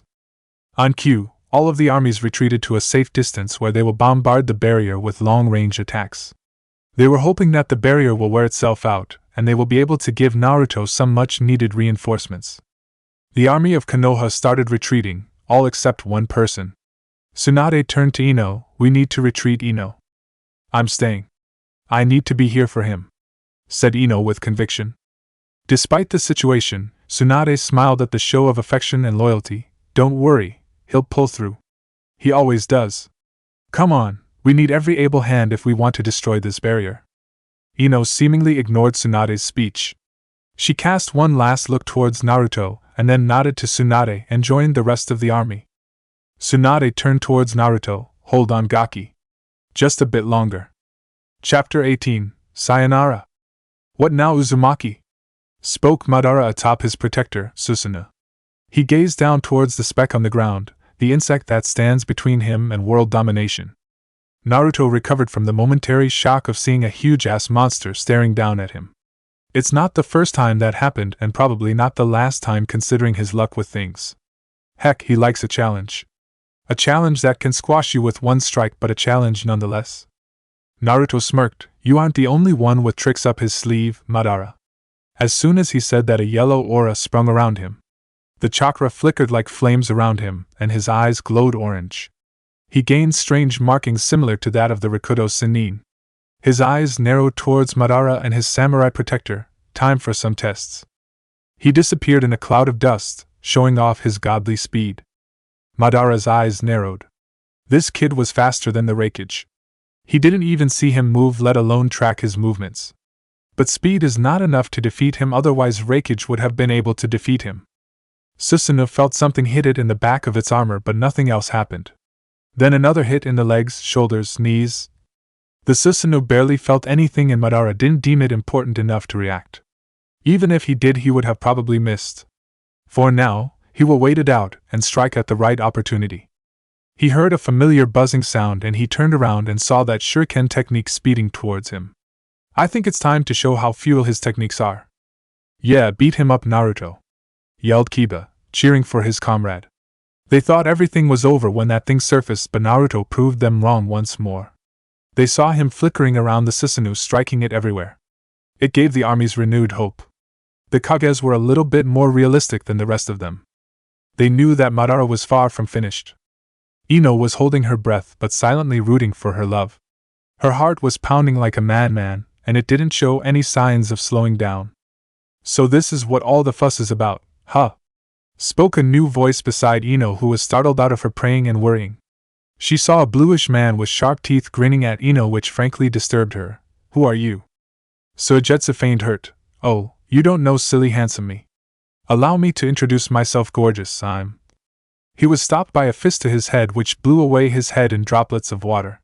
Karin stood beside him with an annoyed look. "Sorry about that, his hormones acted out again," apologized Karin to Ino, who was baffled by all of this. It's okay, but who are you again?" asked Ino, but she felt like she was supposed to know this person. Karin smiled brightly. "I'm Uzumaki Karin, and these are my teammates Suigetsu and Jugo." She pointed to the now regenerating Suigetsu and the calm-looking Jugo. The ninjas around them tensed when they heard those names, but seeing Ino remain calm and actually knowing them, made them switch their attention back towards the fight. A light bulb switched on inside Ino's head. "You are Naruto's cousin, right?" smiled Ino. Karin grinned, imitating his cousin's infectious smile, "The one and only. And you must be the one that kept his cute Uzumaki ass in check." Ignoring the remark about his ass, Ino beamed. "Yep, that's me." "How did you know?" inquired Ino. "Your eyes tell the whole story." "That and he told me," grinned Karin. "You are the idiot's girlfriend?" asked the now fully regenerated Suigetsu. Ino nodded dumbly, not understanding what the big deal was. "Oh man, could you please not tell him I hit on you? I would rather keep on living, thank you very much," said Suigetsu, getting flashbacks to how the man decimated Jugo and then turned into the Kyuubi. "Nope, that man's girlfriend is off limits." Ino's sweat dropped. "If you say so. If that was his idea of hitting on someone, then he will be lonely for a long time." She turned her attention back towards the fight. "How's he holding up?" asked Karin, who noticed the concerned look on Ino's face as soon as she turned her attention back towards the fight. Ino sighed. "So far so good. He's holding his own so far. But I'm worried for how long. Madara is immortal, has limitless chakra, feels no pain, and is a god without the Edo Tensei. With my limited reaction with Naruto, I found out several things. First, he's a chakra monster even without the Kyuubi. Second, pain means nothing to him. And third, he's the kind of guy who only gets stronger when he is protecting something or someone. So relax and let the Uzumaki show you how it's done. Grinned Karin, flaunting her last name as much as she could. Ino couldn't help but let out a small laugh at that summary of Naruto. I guess you are right. Of course I am. A silence occurred afterwards until a question popped out of Karin's mouth. So, is he a monster in the sack? Ino stumbled forward at the bluntness of the question, and couldn't help but see the resemblance between Anko and Karin. Ino blushed and turned away from her. You are crazy if you think I'll answer that question. Karin grinned. You don't have to. You already did. You better mark him as yours soon or someone else will. Ino grumbled while blushing heavily. Why was she having talks about her sex life in the middle of a world-changing battle that her boyfriend was fighting? It seems all Uzumaki are crazy but good crazy. The hormonal duo were interrupted when Kiba yelled, Look, it's the Rasen Shuriken. Madara is going to get it now, screamed Kiba. Ino and Karin looked on and saw the powerful jutsu hit Susanoo dead on. The dust from the explosion cleared a moment later, and their eyes widened. No way, was Ino's response to what she was seeing. Naruto landed on the ground and waited till the dust settled. When it did, he growled silently.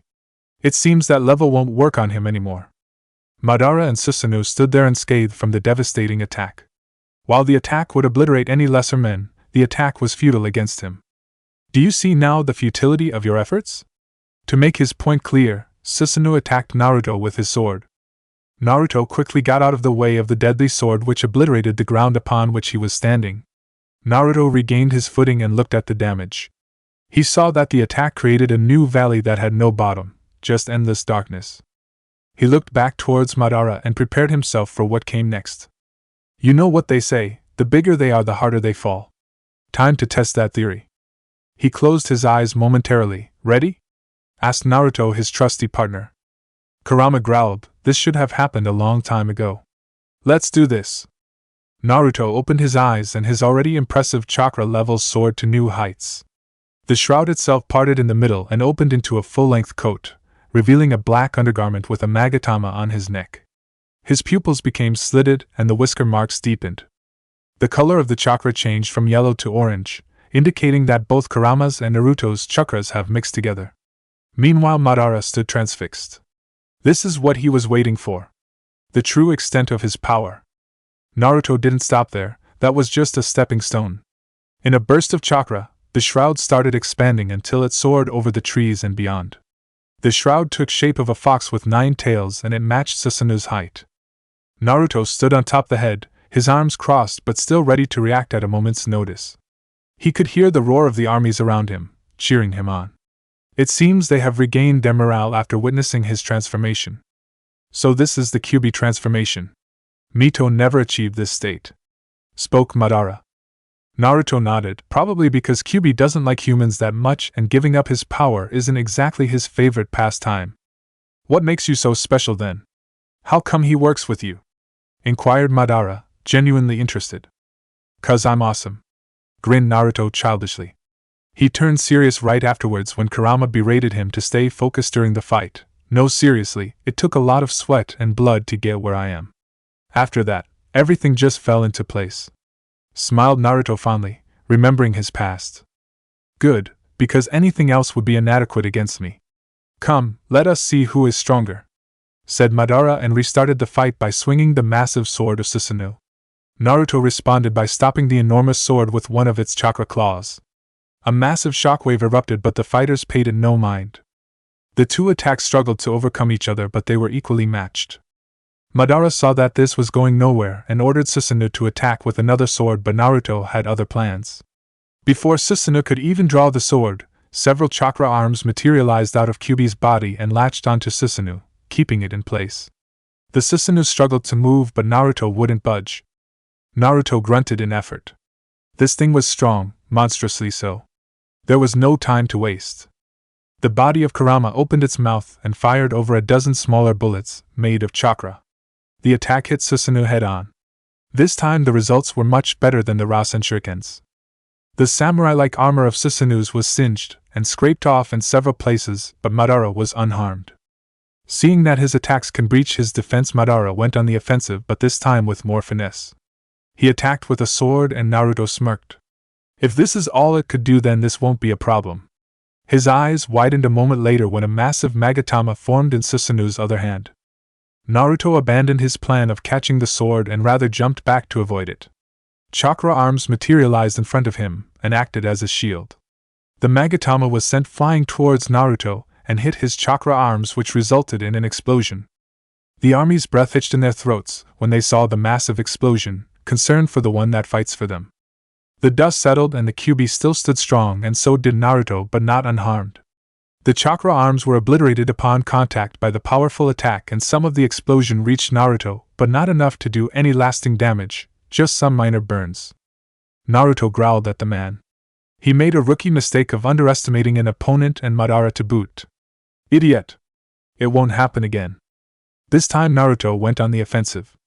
The massive form of Kurama sprinted towards Madara, avoiding any slashes from him in the meantime. Mid-sprint, Kurama roared and sent a chakra shockwave towards Madara. The shockwave picked up dirt and debris which were the size of small hills, which momentarily blinded Madara, and Naruto pounced on the opening.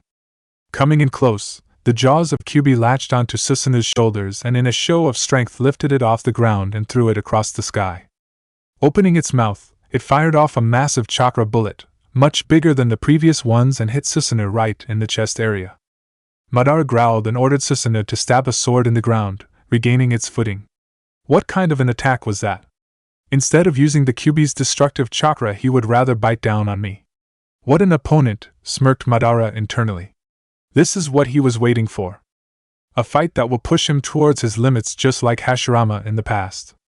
Naruto's attack had an effect on Susanoo, judging from the singing of its armor in the chest area where the attack hit, but not enough to breach it.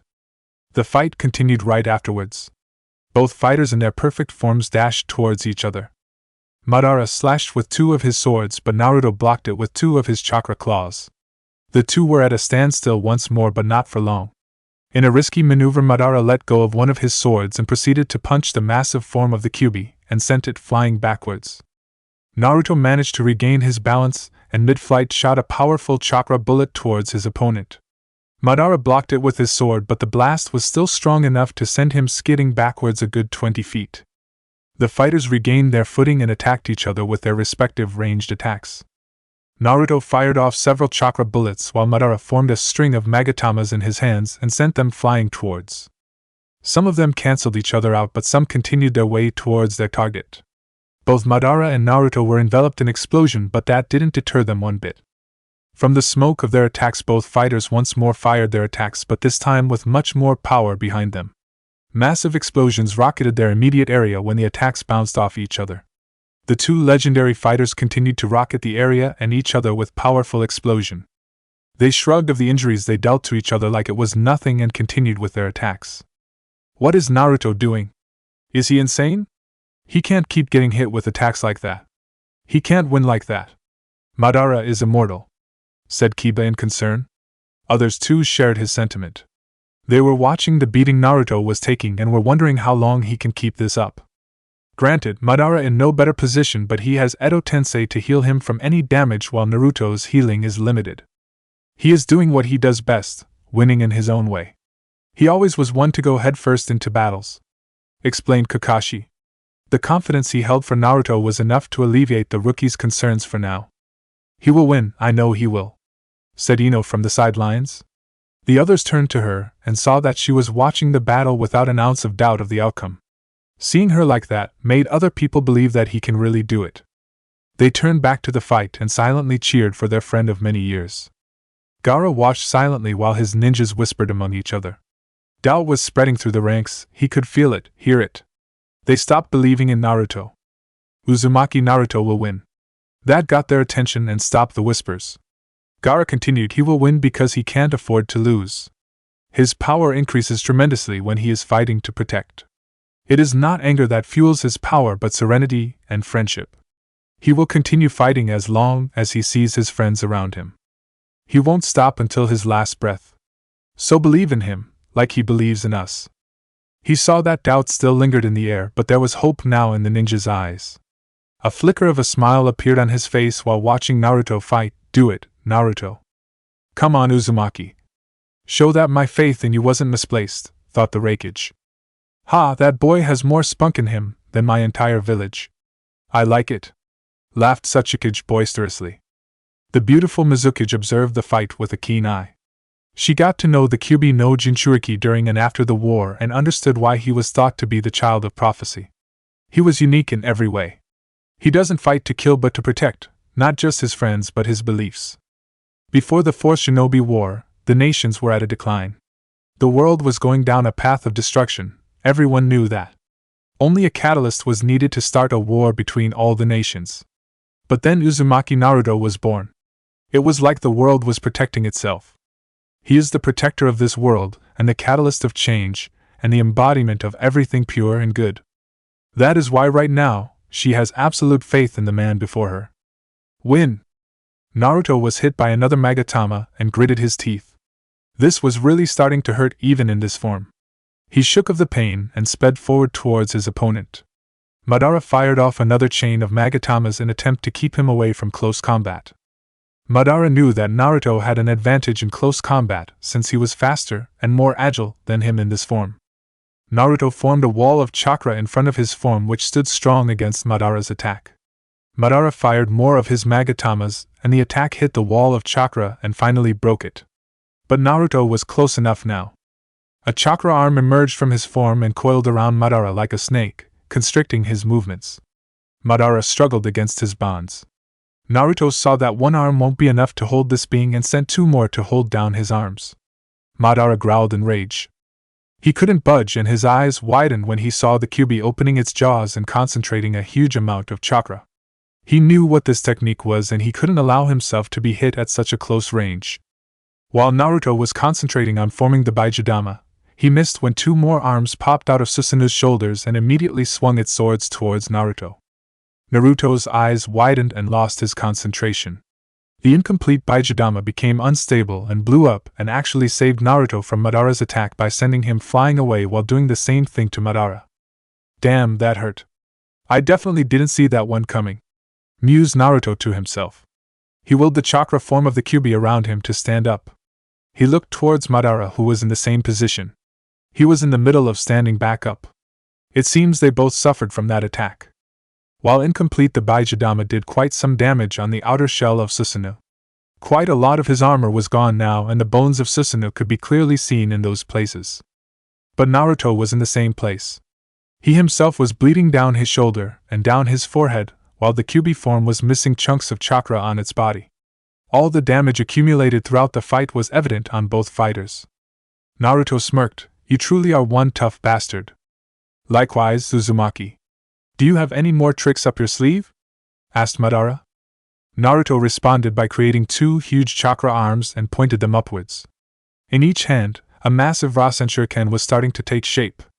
Madara, who wasn't about to stay still and let that attack hit him, responded by forming two huge Magatama necklaces above his head. To finish the technique, he enveloped the Magatamas in raging fire. His technique finished, Naruto threw the shurikens towards Madara while Madara did the same. The two techniques met in the middle of the battlefield. The two techniques struggled for domination, and it didn't look like there will be any winner. Madara and Naruto smirked at the same time and both clenched their fists, which caused the two techniques to explode and envelop the clearing in a bright light, blinding everyone.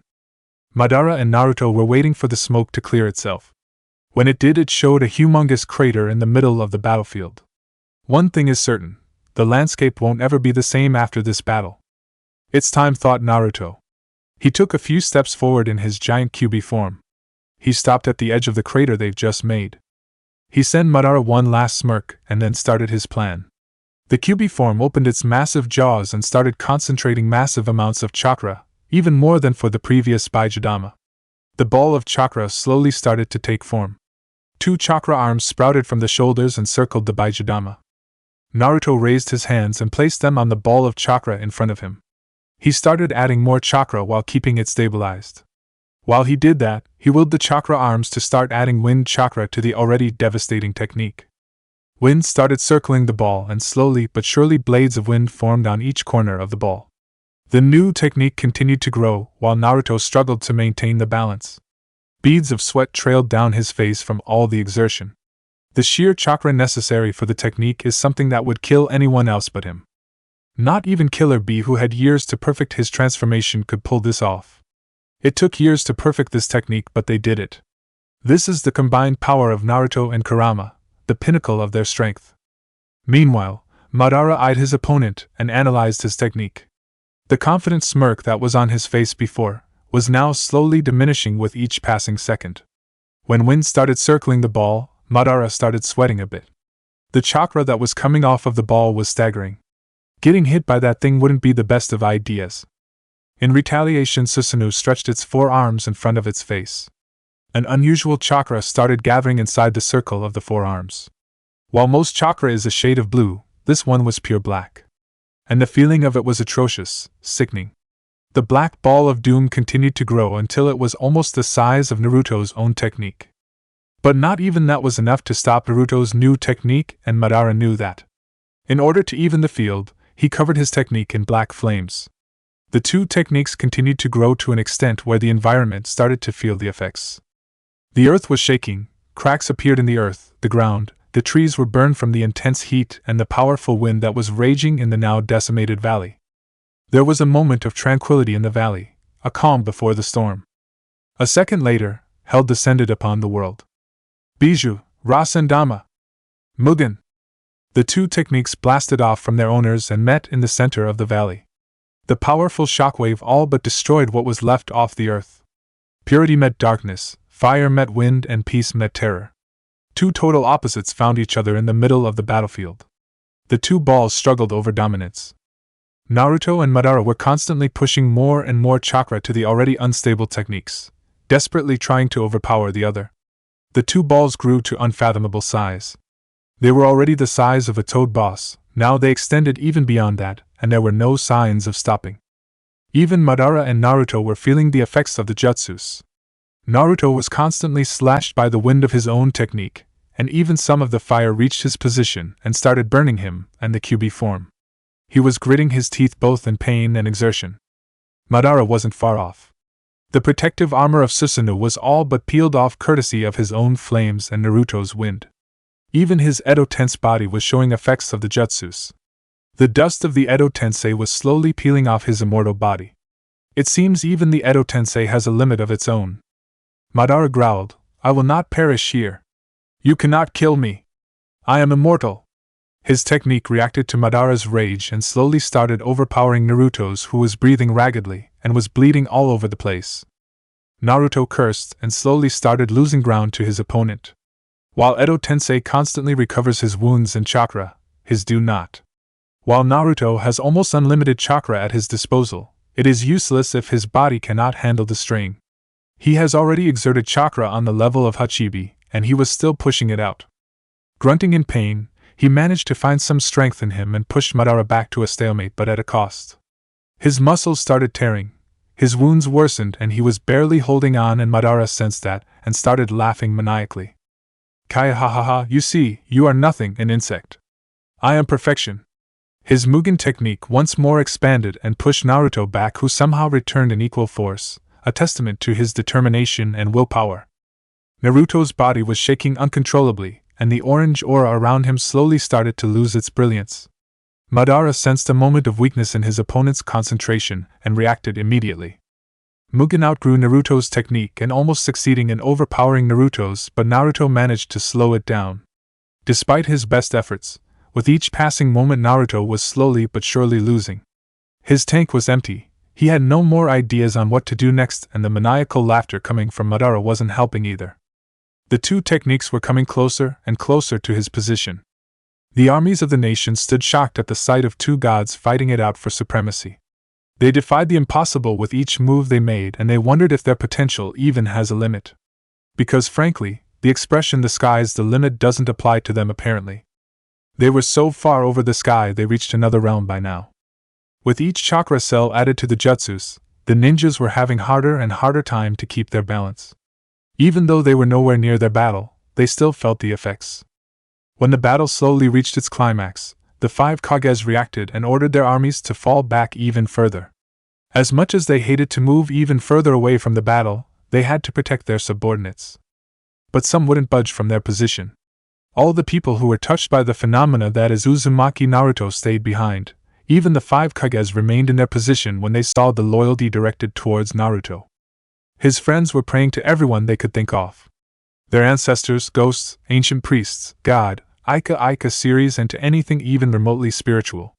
This was their way of helping and battling alongside Naruto. They held hope that he would prevail, but that hope fluttered away when they saw Naruto slowly losing ground. The final straw happened when the technique was mere meters away from his face. They closed their eyes and couldn't help but feel weak. If only they were stronger, they could have helped him.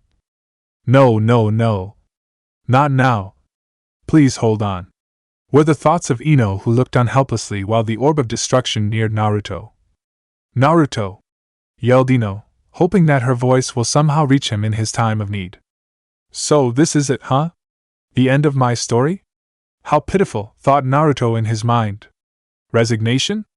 Until now, that word didn't exist in his vocabulary, and he prided himself on that. No matter what, he never gave up. But right now, while staring at the devastating technique in front of him, that word somehow settled inside his mind and he felt weak. Thank you for letting me be your mother, if only for a few moments.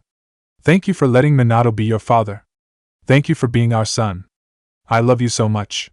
Were the words of his mother, who poured out her heart in the few moments they had together. The memory of his mother's love fueled him and gave him the strength to hold on a bit longer. In the outside world, Naruto's techniques slowly gained more power. You are my son and I believe in you. I believe you will find the answer and succeeded where I failed. You are my son after all. The smiling face of his father gave him the determination to keep up his struggle. He did promise after all that he will find the answer, which means his journey isn't over yet. The world is full of anger, and we ninjas fight against that hatred. I searched my whole life for an answer against all that hatred, and if I fail, it will be up to you to continue my legacy. Were the words of his mentor, idol, and godfather. You can count on me, Ero Sennin, was the response at the time of a younger Naruto. Jiraiya laughed. Just imagine all the girls that will flock to you. And I, as your master, will reap the rewards and die a happy man surrounded by angels. Ero Sennin, yelled the younger Naruto in outrage, his face red as a tomato. One of the few fond memories he shared with Jiraiya re-energized his body, and the orange aura slowly gained strength once more. Naruto! He somehow heard Ino's voice amidst all the chaos and destruction. He didn't know if it was real or not, but that was the last straw for him. He opened his eyes, which shone with determination. A colossal amount of chakra was sent towards his technique, which pushed back Madara's with amazing force. Madara reacted at the last possible moment, and did the same as Naruto, which caused the two techniques to finally explode. They have finally reached their limit. The entire valley, the valley that was used as the staging area for their fight, was engulfed in a massive dome of fire and destruction. The dome expanded until it started nearing the edge of the barrier. The barrier started expanding in order to contain the explosion. The barrier slowly edged closer to the rookie's position and the people that stayed behind in order to support Naruto. Having no choice, they abandoned their position lest they get caught in the explosion. It's a good thing they did, because the dome that contained all that energy exploded outwards. A mushroom of smoke and fire, similar to a nuclear explosion, ascended into the sky. Ino cleared the rubble off her body. Despite being very far away from the epicenter of the blast, the shockwave reached their position no time and crushed the earth under their feet. She coughed out all the dust that filled her lungs and took some ragged breaths. She cleared her eyes and slowly stood up.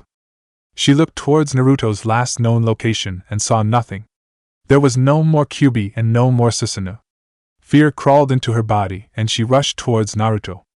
She reached the location where the barrier once prevented their entrance. She saw that the barrier was slowly regenerating. There were small holes and numerous cracks on the barrier. Seeing that the barrier was weakened severely, she punched the barrier with all her strength, only to fail miserably. She tried again and again, but nothing happened. She attacked it once more, but only this time a tiny crack appeared in it. She blinked and saw why. The Godame Hokage, Tsunade Senju's fist, was next to hers on the barrier. Smiling in relief, she sent her mentor a nod of gratitude, which Tsunade happily returned. Ino heard the sound of footsteps and saw her friends approaching along with the rest of the army. She heard Tsunade speak, "Everyone, attack the barrier with everything you've got. It has been weakened by that explosion, and this is our best chance of destroying it." A roar of the army signified their response.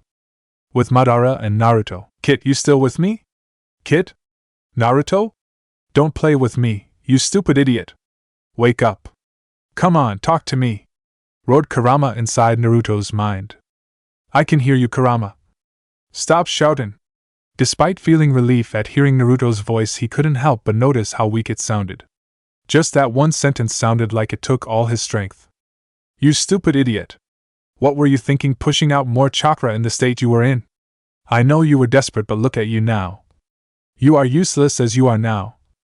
Lying on his back in the crater, Naruto chuckled, which was a very bad idea since he coughed up blood. That wasn't the only thing wrong with his body. His clothes, rags really, were all but gone. The rags on his body covered only the essential things. The attack literally destroyed his body. A very deep wound was visible across his stomach area and was bleeding profusely from it. There were numerous cuts on his body, some small, some quite big. There was more blood visible on his body than skin. Every single spot was covered in blood, either because of the bleeding or because of the wounds. It's a miracle he was still breathing. "I can keep going. Just give me a minute or a month," chuckled Naruto, which caused his body to spasm, which hurt like hell. His whole body, every single cell, felt like it was on fire. "He is still alive, you know that, right?" "I know. I didn't expect that attack to kill him," responded Naruto, who started moving his body despite its protests. He rested himself on his elbows and moved up from there. "Let's go see how he is holding up." He stood on shaking knees and slowly limped forwards. He clutched the wound on his chest, hoping to tone down the bleeding a bit until his healing kicks in, which might take a while after the stunt he just pulled. Each step took whatever energy he had left, but he had to keep going. The fight was not yet over. Reaching the middle of the crater, he spotted Madara, or should he say what was left of him. Floating in the air was the head of Madara alongside his neck and two lumps that should have been arms. His lower body didn't survive the encounter. Now that he was seeing Madara in the state he was, Naruto felt that he was lucky, really lucky to be still alive, let alone walking, limping really. Madara was seething with anger. This boy did this much damage to him in his perfect form combined with the Edo Tensei. Naruto smirked when he saw Madara's expression. He felt proud of himself that he was able to rile up a man such as Madara. Yep, despite the pain traveling through his body, he felt victorious. "Hurts, huh? Oh, I forgot you don't feel pain," chuckled Naruto. Madara growled. What was taking Edo Tensei so long to repair his body? He should have been fully healed by now. "I guess my gamble pulled off," smiled Naruto while breathing heavily. Seeing the confused look on Madara's face prompted Naruto to continue. "It seems even the Edo Tensei has a limit when it comes to healing, just like my own. That last attack somehow breached the limit of the Edo Tensei's healing power. You exerted too much power for Edo Tensei's liking. Sucks, huh?" Madara growled. Could that actually be true? Is there really a limit to Edo Tensei? Judging from the state of his body, he figured that the boy was right. But no matter, he is still immortal. He will recover eventually. His confidence wavered when he saw the confident smirk on Naruto's face. "You are probably thinking that it doesn't matter, right? You were thinking I'm still immortal. I'll recover eventually, right? Well, it is true that you would recover eventually, but unfortunately I won't allow that." Naruto put a hand over the ceiling tattoo that was on his right arm. A second later, two three-pronged kunais appeared in his palm. Madara raised an eyebrow at the weird kunais and wondered what the boy was planning. He couldn't move his body, so he really wasn't in the position to do much else. "My father was the Yondaime Hokage and one of the greatest sealing masters in the world, on par if not greater than the Uzumaki clan. He used kunais like this for his space-time jutsu. I tried to learn his jutsu but couldn't do it, at least not yet. While learning the technique, I came up with one of my own that uses his as a base." He threw one kunai to Madara's left side and one to his right one. "You think a simple space-time jutsu is enough to kill me?" raged Madara. Naruto chuckled. "I do actually." He raised his left hand and put it into the ram seal, which made Madara's eyes wide as a saucer, not because of the ram seal but because he felt something, a beacon of sorts. And it was inside his body, in his back, just below his neck area. "What?" What did you do to me and when? My eyes saw everything. There was no way you could have pulled off something without me knowing. Naruto chuckled, you and your eyes. I'm starting to think that's all you can do, talk about your eyes and its perfection. Remember right before you trapped me in your wood prison and tried to kill me with your huge-ass meteor. I pierced your body with my Rasengan. Did that jog your memory? Madara's eyes widened in recognition. You know, I'm glad my gamble pulled off because the alternative option would suck for me. Madara started cursing Naruto and whoever was even remotely connected with him, but Naruto paid him no mind. Forming the ram seal once more, Naruto slowly started pushing chakra in order to activate the technique. Madara felt the beacon in his back activate once more and increased his struggling. He wanted to scratch the fucking thing out of his back, but that is wishful thinking now. No arms means no scratching. Tough luck, Madara. The two kunais started vibrating and a line of white light slowly started making its way to a point above Madara's head. The two lines connected at the peak and waited for the third line to join them. The beacon in Madara's body shone brightly and responded to his owner's calling. The three lines connected and the ground started shaking. Inside the pyramid-like beam of light, a portal slowly opened, a swirling vortex that slowly stabilized until it reached the corners of the pyramid-like structure. As the portal gained mass, its suction power increased alongside it. Trees, earth, whatever animals were still around, all were sucked inside this black hole. Even Madara was slowly sucked in despite his struggling. The dust surrounding his Edo Tensei body was slowly being sucked in and Madara's body started to lose its form. Madara watched on helplessly while his body, whatever was left of it, was dragged inside that phenomena. He heard Naruto's condescending tone of voice, sealing jutsu, banishment. The name of the technique that will be your downfall. Beyond that portal, there is absolutely nothing. A void. A fitting place for a man of darkness such as yourself. Naruto ignored the curses directed at him and continued, your Edo Tensei body proved to be your biggest weakness. You feel no pain and because of that you didn't feel the beacon inside your body and that is Edo Tensei's biggest weakness. You get complacent thinking that you cannot be killed, arrogance clouds your judgment, and arrogance is the enemy of ninjas everywhere, even a man of such caliber as yourself. Naruto saw Madara struggling to hold his ground, it is futile to resist. You can't escape. Madara roared in defiance. Who does this boy, this nobody think he is? He is Uchiha Madara. The world bows at the mere mention of his name, ninjas everywhere tremble at the mere whisper of his existence. This boy is no one, a nobody. I will not perish here. I am Uchiha Madara and you are a nobody. Defying the impossible once more, Naruto's eyes widened in shock when he saw the Edo Tensei dust slowly come back from the void which should have been impossible. Madara roared in rage. The blood that runs through his body refused to admit defeat. Pure fury fueled his body. Madara slowly trudged forward, each step, a floating step, meant he was closer to freedom. He could feel his power finally returning. His body was regenerating with each step. He started cackling at Naruto who was shocked beyond recognition, Kaya ha ha ha ha ha ha. Naruto gritted his teeth and racked his brain for anything he could possibly do. He was utterly exhausted, there was nothing left in his body, not even a drop. Don't you even think about it. Your body won't handle it. This isn't like when you fought the Akatsuki when you suffered baby scratches I could easily fix.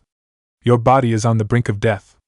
This isn't a matter how strong your will is, your body will break down and not even I will be able to save you, roared Kurama. Naruto remained silent. His face morphed into a smile of gratitude directed towards his longest partner and friend. Kurama growled, you idiot. I swear to God, if you die I will find you in the afterlife and beat the shit out of you. Now go and fucking rid that smug face off of Madara's face. It's been a blast, Kurama. Naruto opened his eyes and the seal on his stomach glowed yellow. Chakra emerged out of the seal and surrounded his body once more. The yellow flames flickered along his frame and Madara's confident look disappeared immediately. Naruto smirked despite the blood that was coming out of his ears, nose, eyes, mouth, chest and every possible place you can imagine. Damn, Kurama wasn't kidding. You lose, Madara. A fox head made of chakra surrounded Naruto's own head and roared defiantly. Chakra particles gathered inside its jaws and a few moments later it was done. The intimidating eyes of the Kyuubi locked eyes with the fearful ones of Madara. Man versus beast. There really never was a contest. Laws of nature always prevail in the end. Perish. Bijou, Dama, his voice barely even a whisper. The attack rocketed towards Madara, who screamed once more until he was sucked inside the void alongside the Bijou Dama. The portal closed behind it, encasing him in a prison from where there was no escape. Look, the barrier is cracking. Everyone, one more push, roared Tsunade. Fire, wind, water, earth, lightning hit the barrier full force and it finally broke. The armies cheered, but there was no time for celebration. The rookies were first to react, and were the first to arrive on the scene, where their breaths hitched and their hearts stopped. There in the middle stood Naruto, a bloody and a very pale version of Naruto. The once blue orbs that captivated everyone who gazed into them were now empty, soulless. They were pure white. His face was morphed into his foxy grin that defined him throughout his life. They rushed towards him, hoping that they weren't too late, the armies following close behind with the Kages in front. They edged closer to him, and Naruto slowly started falling down. Ino was the first one there, and caught the falling Naruto in her arms. Cold. That was what she felt. He was so cold. Naruto. Naruto. Come on, Naruto, cried Ino while cradling him closer to her. The rookies formed a circle around the two and waited. That was all they could do. Shikamaru leaned down and checked for vital signs. Their worst fears came true. There was nothing left. Shikamaru backed away with his eyes closed and tears flowing down his face like a waterfall. Ino wailed and clutched Naruto's head to her chest. She won't let go, never. The rookies took solace in each other's arms and cried for their fallen comrade. Shikamaru put a hand on Ino's shoulder. Ino. There is nothing. He couldn't finish his sentence. His heart was breaking with every word he spoke. He couldn't even imagine how Ino felt right now. Ino refused to give up.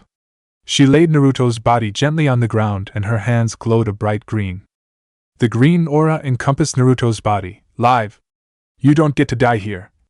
Not now. Not ever. You deserve to live. Please. Please.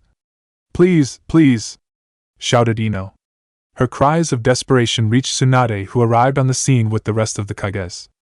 The mother inside of her broke, while the medic reacted immediately, and was by Ino's side in a flash, her hands already healing her grandson's body. The tears betrayed her level-headedness. Her hands, her chakra felt nothing inside Naruto. Shizen soon joined them. 3 of the greatest medics in the world were now their only hope.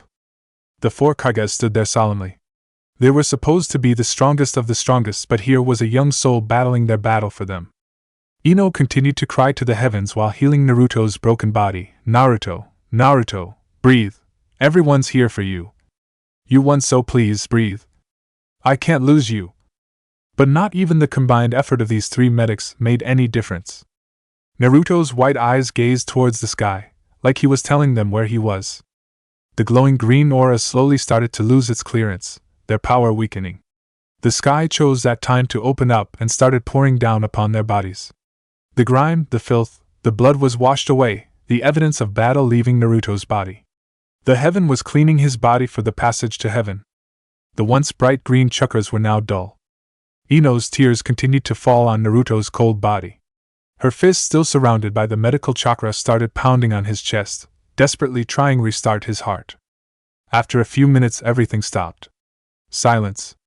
Ino's wails were the only thing that could be heard in the clearing. She rested her head on top of Naruto's chest and continued crying. No one dared to say anything. What could they say? Shikamaru, in a rare display of emotion, put a hand on Ino's shoulder, who looked at him with puffy eyes. Keep going. Were Shikamaru's words to her. Keep going. Don't stop. Don't give up.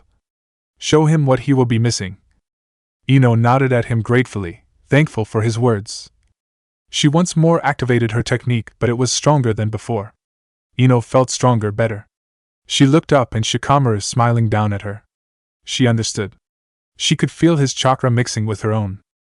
She poured more of it inside Naruto. I won't give up, Dadabayo. The rookies saw what Shikamaru was doing and joined him. They either put a hand on Shizen, Tsunade, Ino or Shikamaru and formed a link between them, fueling their bond. The Kages were next, then the rest of the army.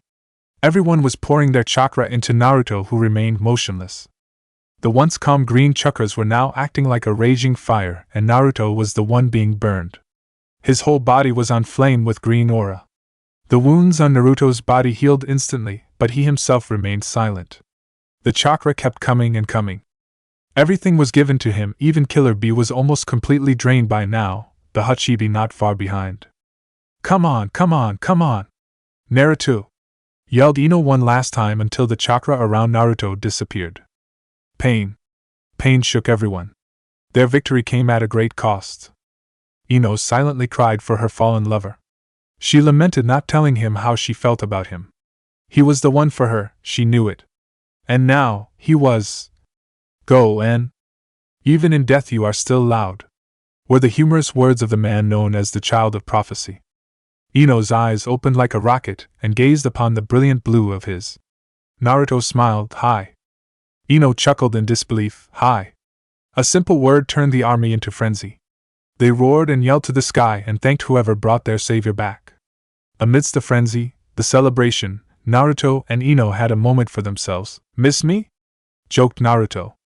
Ino chuckled and cleared the tears out of her. She thought that God was playing tricks with her, tormenting her for something she had done in the past, but only Naruto would crack a joke at a time like this. No, I'm just crying because I got something in my eye.